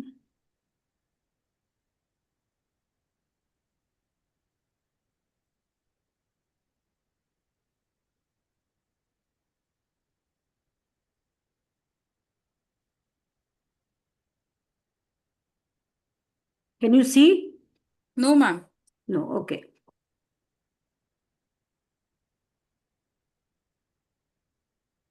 Yes, ma'am. Now the screen is visible.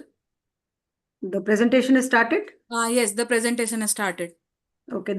And the slides are going up down. Yes, the slides are All right. moving. All right. And how many participants are there? Sir, ma'am, it's near about 66, 65. Oh, wonderful, wonderful. ठीक है. And farmers are also there. Do I speak in Yes, ma'am. Mixed participants are there. Hindi, English both चलेगा? हाँ, yes, ma'am, चलेगा. ठीक है, चलेगा. अपना Maharashtra style चलेगा. हाँ, ठीक है. सबको नमस्ते, गुड आफ्टरनून. और बहुत सिंपल और सरल करके मैं बताऊंगी, क्योंकि जब फार्मर भाई होते हैं तो मुझे बहुत सरल करके चीज बतानी होती है, तो आप लोग ध्यान से सुनना.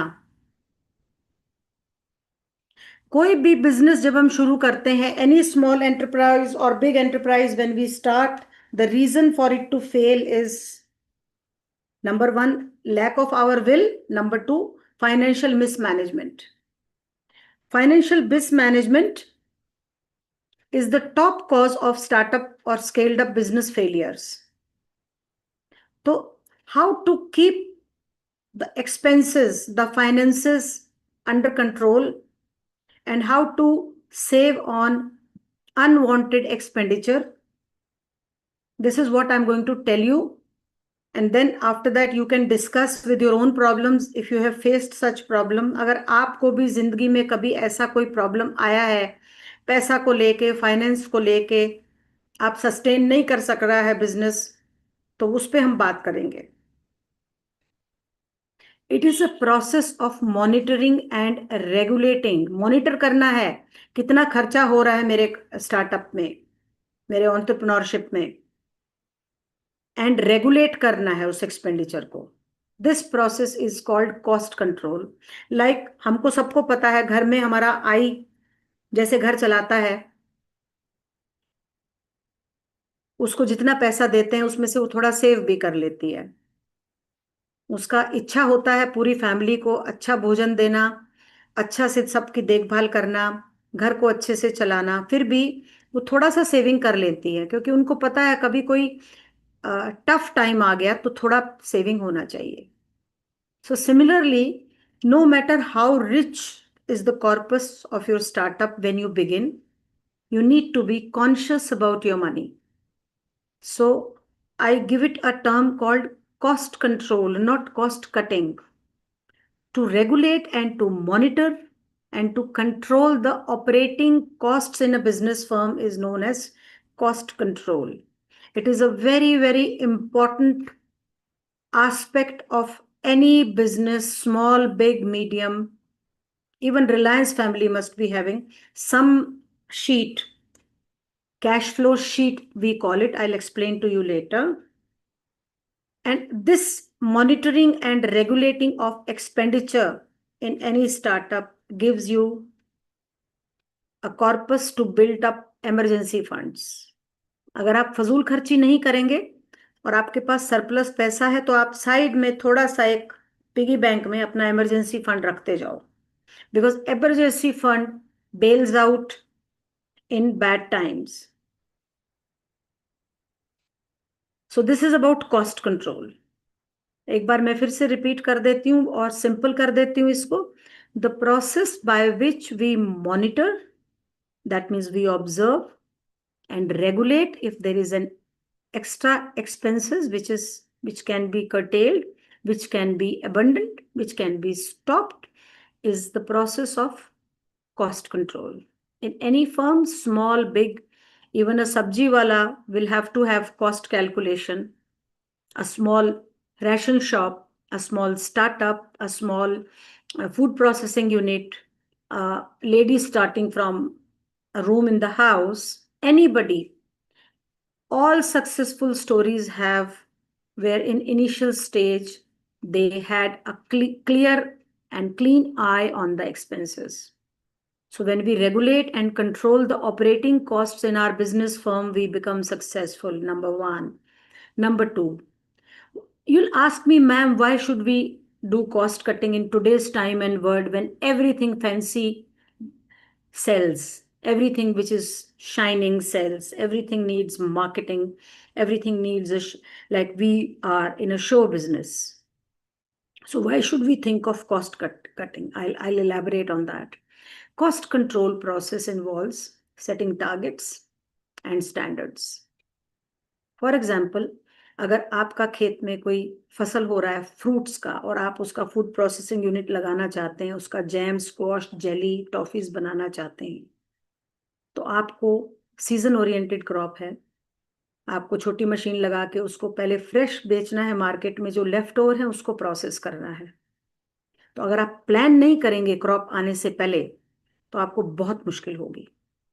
या आप एस्टेब्लिश्ड पार्टनर है तो आपको उसको एक्सपैंड कैसे करना है बिजनेस को, उसका आपके पास प्रोटोकॉल होना चाहिए लिखा हुआ कि in 2022 I met with these problems, 23 I met with these problems, 4 and 25 I will make sure that I eliminate these problems and I save some money and I have a good product in the market. Targets, we are setting the targets. इतना पैसा में इतना हमको कमाई करना है और इतना हमको थोड़ा सा इमरजेंसी फंड के लिए रखना है।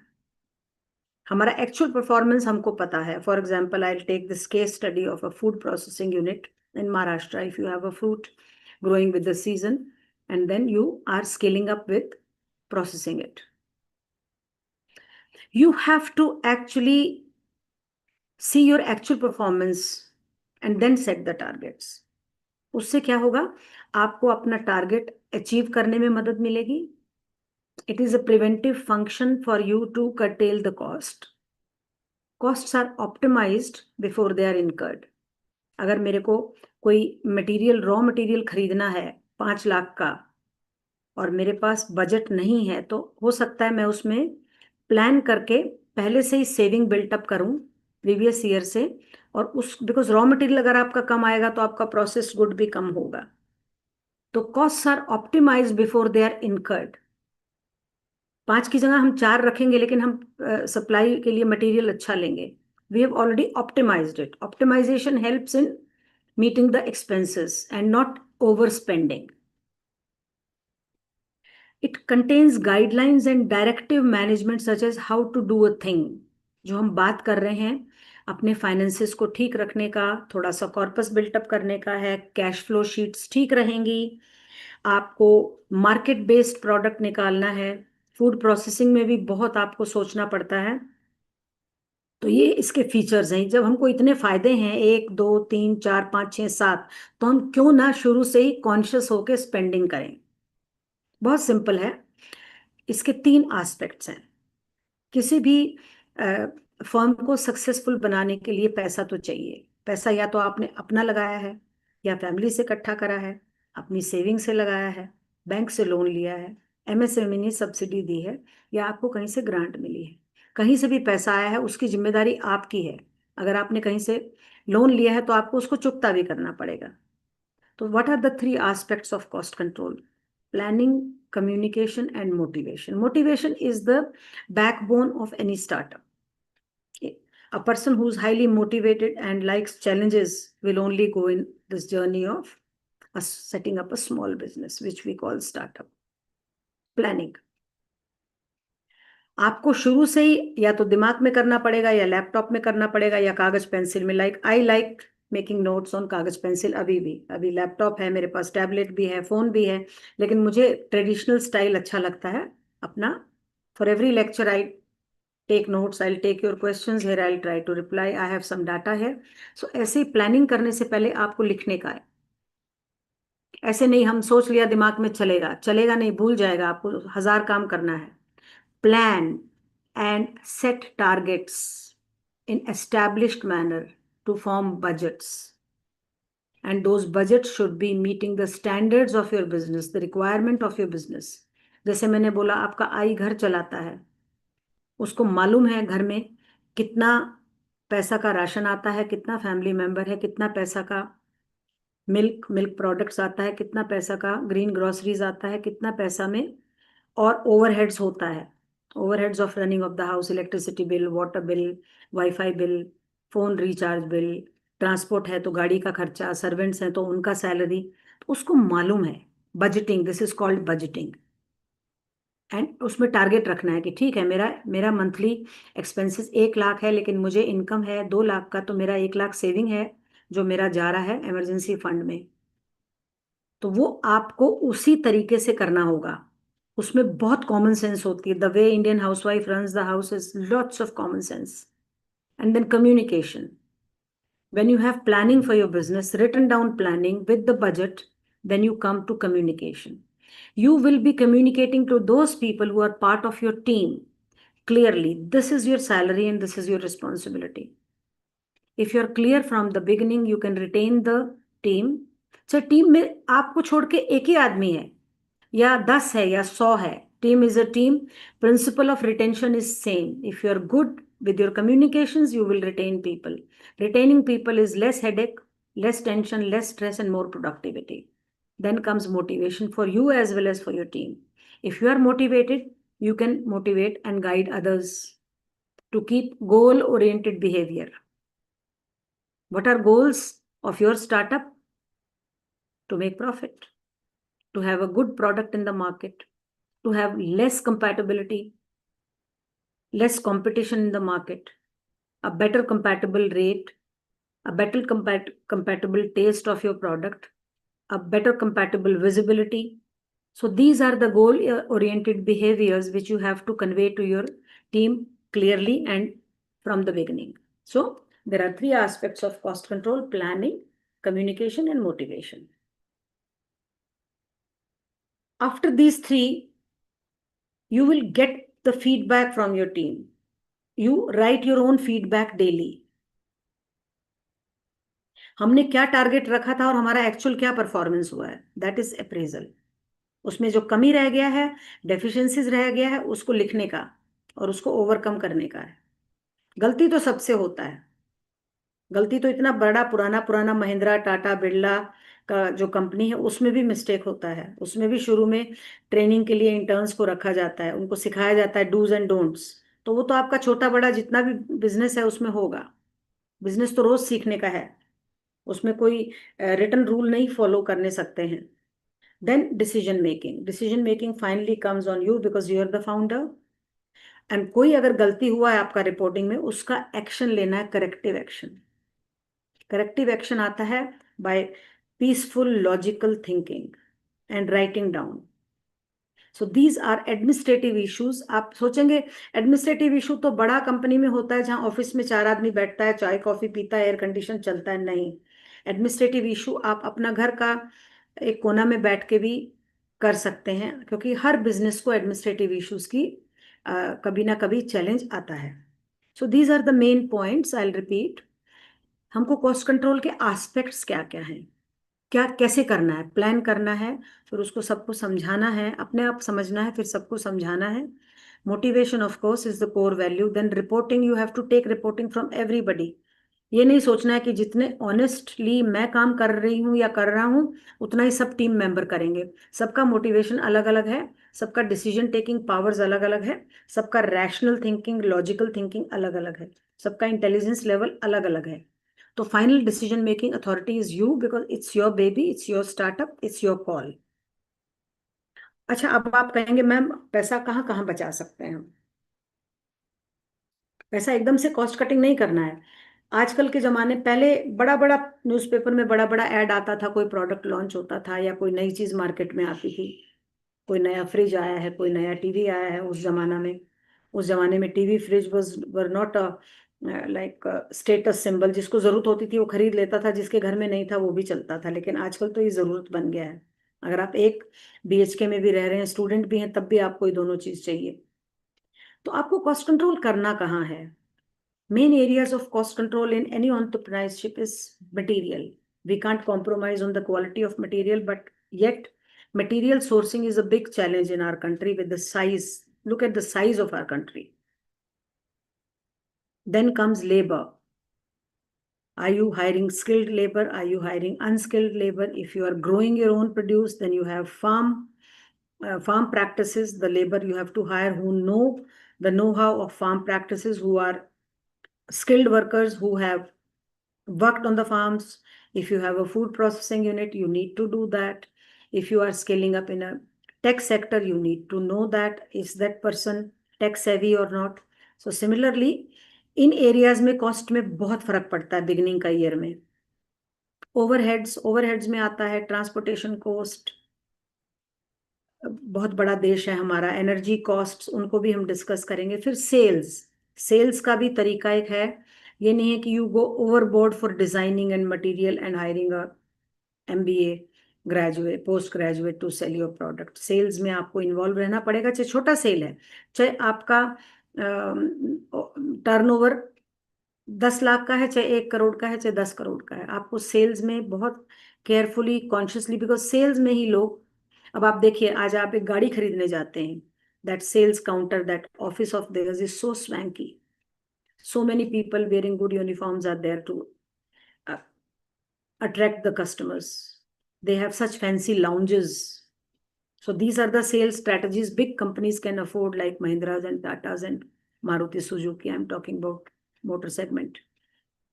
But for a small startup like you have to be very, very conscious. Energy I've already discussed in overhead. So material में हम क्या करेंगे? We will not compromise on the quality of the material, yet we will source it locally.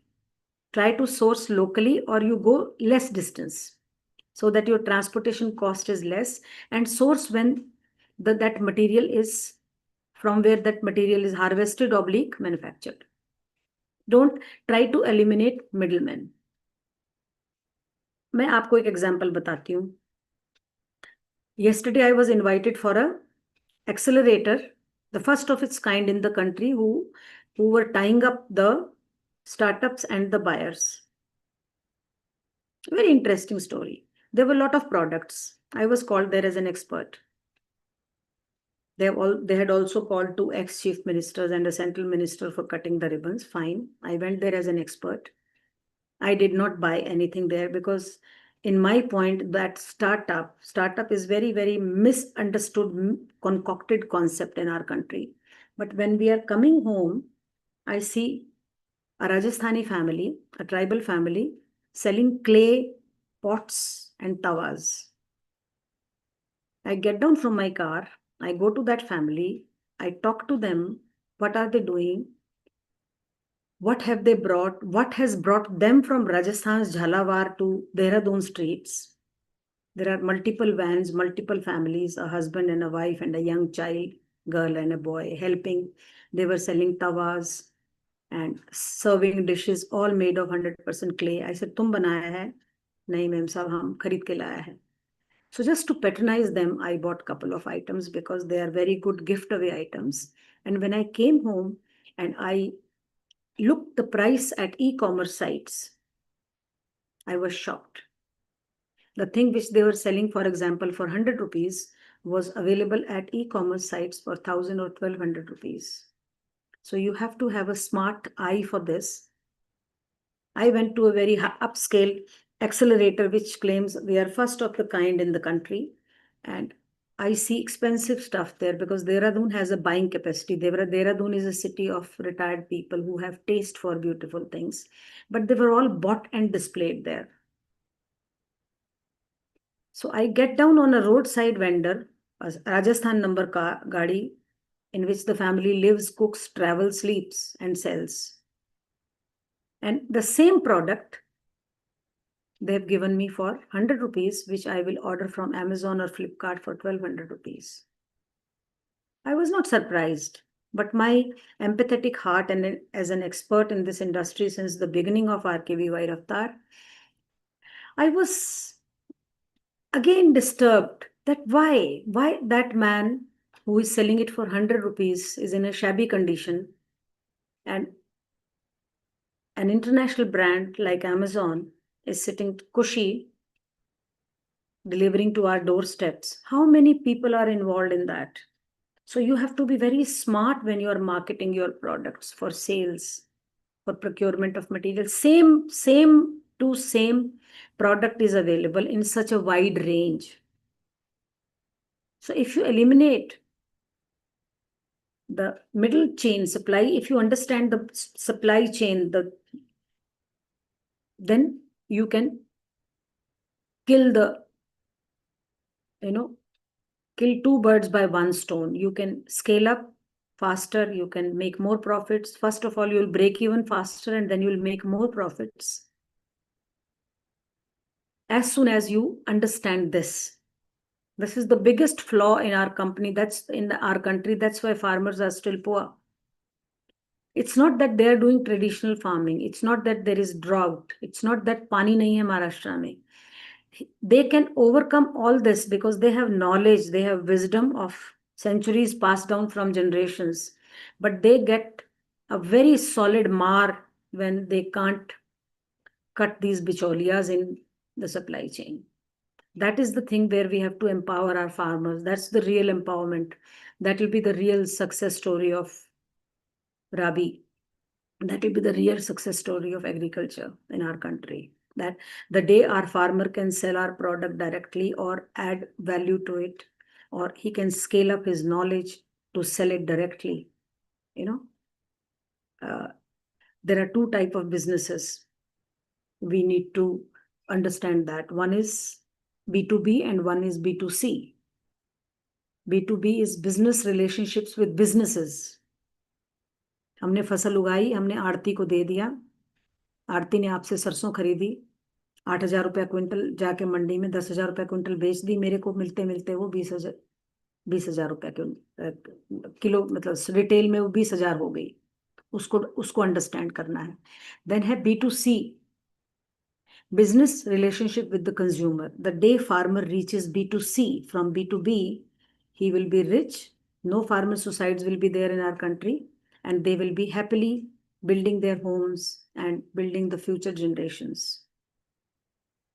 I was supposed to travel to Akola, but unfortunately, because of the weather and many other more commitments here, I could not travel, and I'm doing it online. Otherwise, it would have been great opportunity to meet all of you. So coming back to the main areas of cost control, material, labor, overhead, sales, and energy, and we'll talk about advantages of having cost control.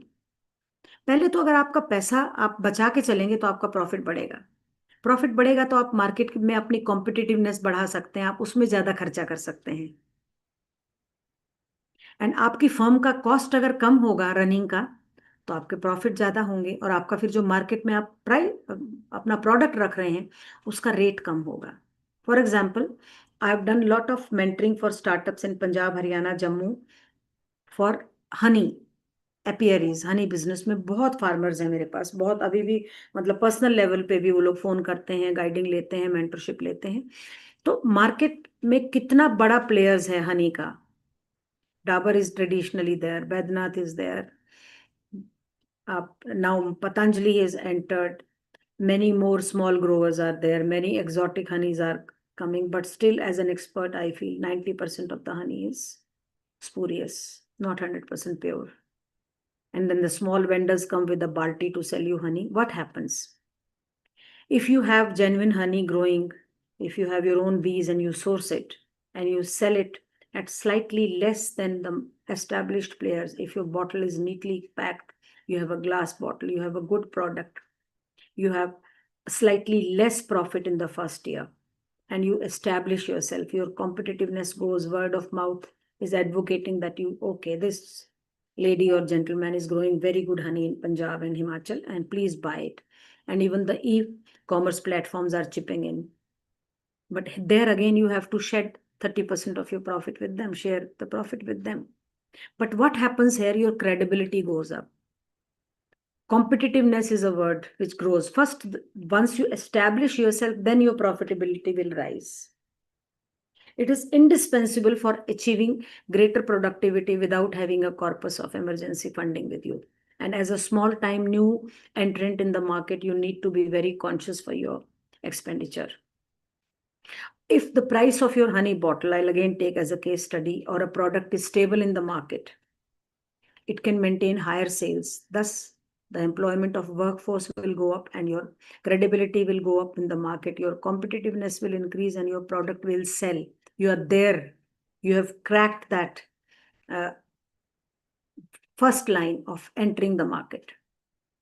Once you enter the market, then you innovate. You study the market carefully and innovate. So these are the advantages. Disadvantages हैं, ma'am, I can't have a fancy office, I can't have a fancy car, I can't have a secretary. मैं office भी खुद खोलती हूँ, चाय भी खुद बनाती हूँ, कॉफी भी खुद सर्व करती हूँ. Doesn't matter. It will happen. It will happen. Oh, मेरे सेल्स टीम में कोई भी नहीं है, मेरा फैमिली जाता है, मेरे इंटर्न्स जाते हैं, कोई बात नहीं. you will have skillful people, but you train your people now. So there are certain restrictions, but there are a whole lot of advantages of keeping your cost under control. What are the factors which are responsible for fail? You know how many startups fail every year in India? Initially, when we started it in 2017, we were only having 10% success, but now we have come up to 40% success because of mentoring, because of knowledge sharing, because of hand holding. Slowly, we are having an edge.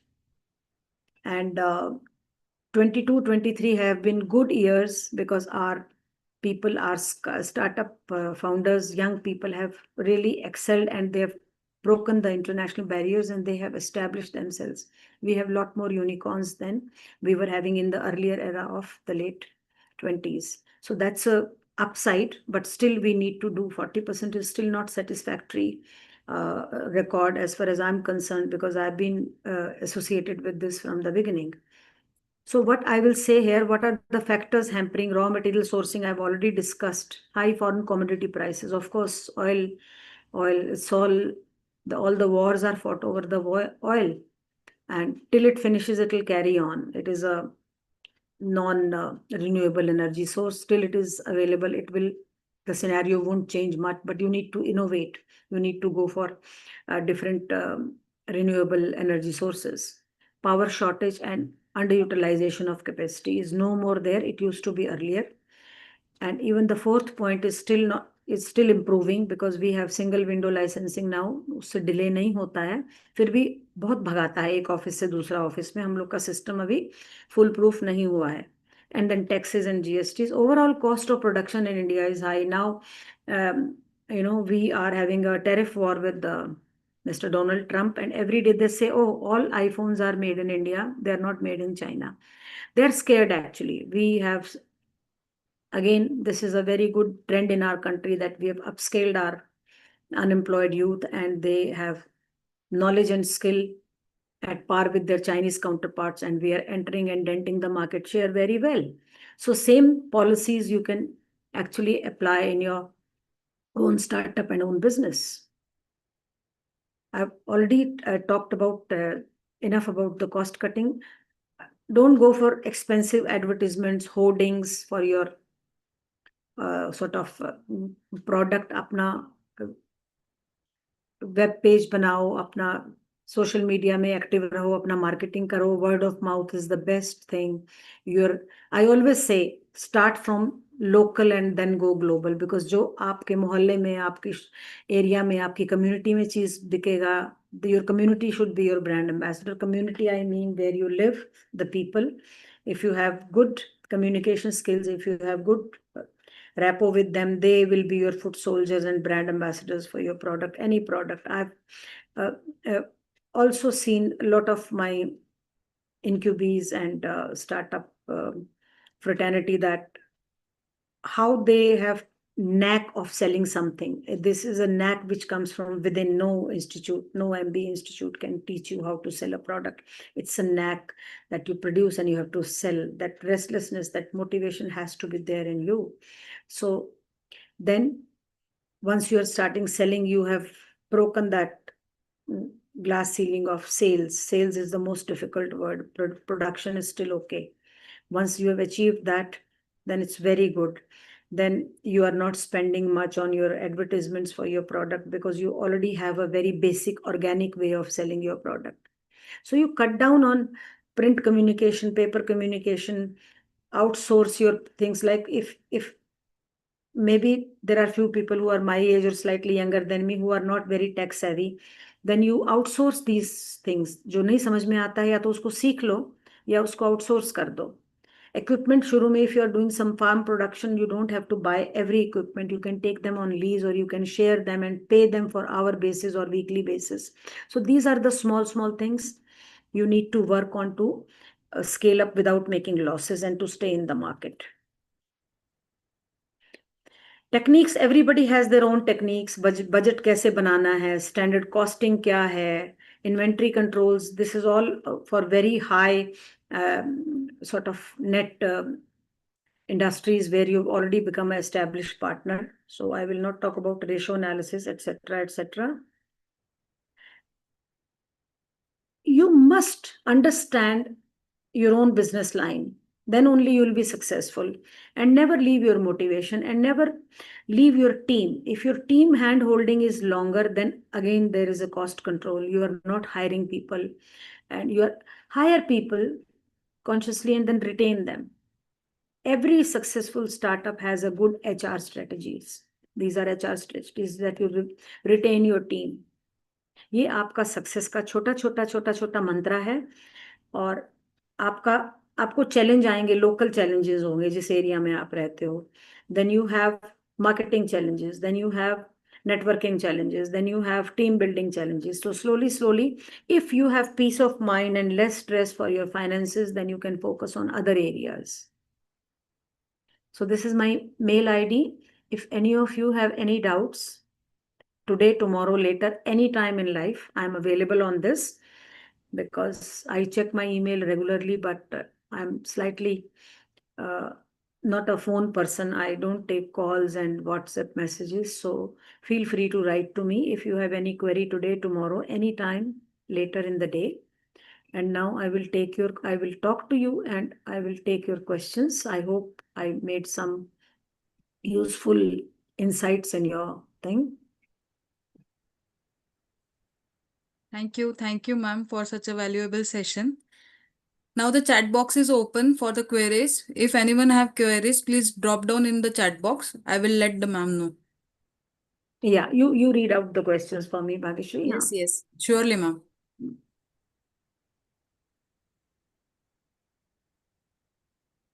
Ma'am, one question is there. Yeah. Labor, raw material, logistic or energy. Among this, which do you think needs the most attention for cost control today and why? Cost control in material and logistics. Labor, raw material, logistics or energy. Everything. I said these 5 points. Everything. But most importantly is planning. You plan on these heads. These are the 5 heads given by me. Labor also. If you can't afford an MBA team, please go for unskilled. I always advocate getting interns.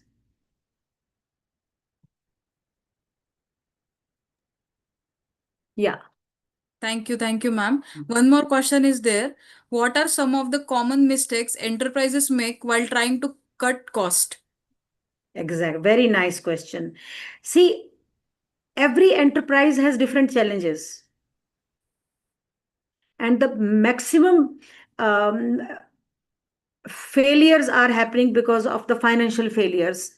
The biggest mistake they make is they don't have a emergency fund. Any kind of emergency coming, they fumble.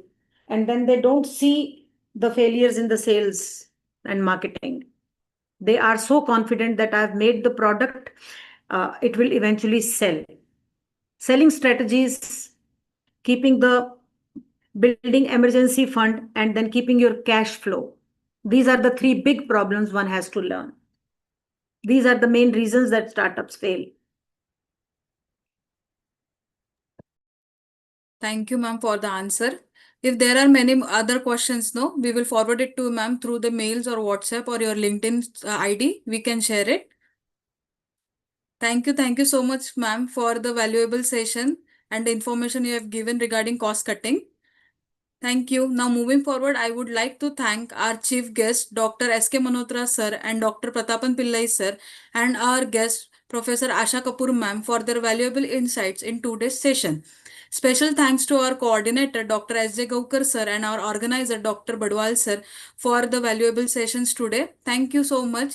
We will see you tomorrow for the next session. Thank you. Thank you, ma'am. Ma'am, please unmute yourself. You are saying something?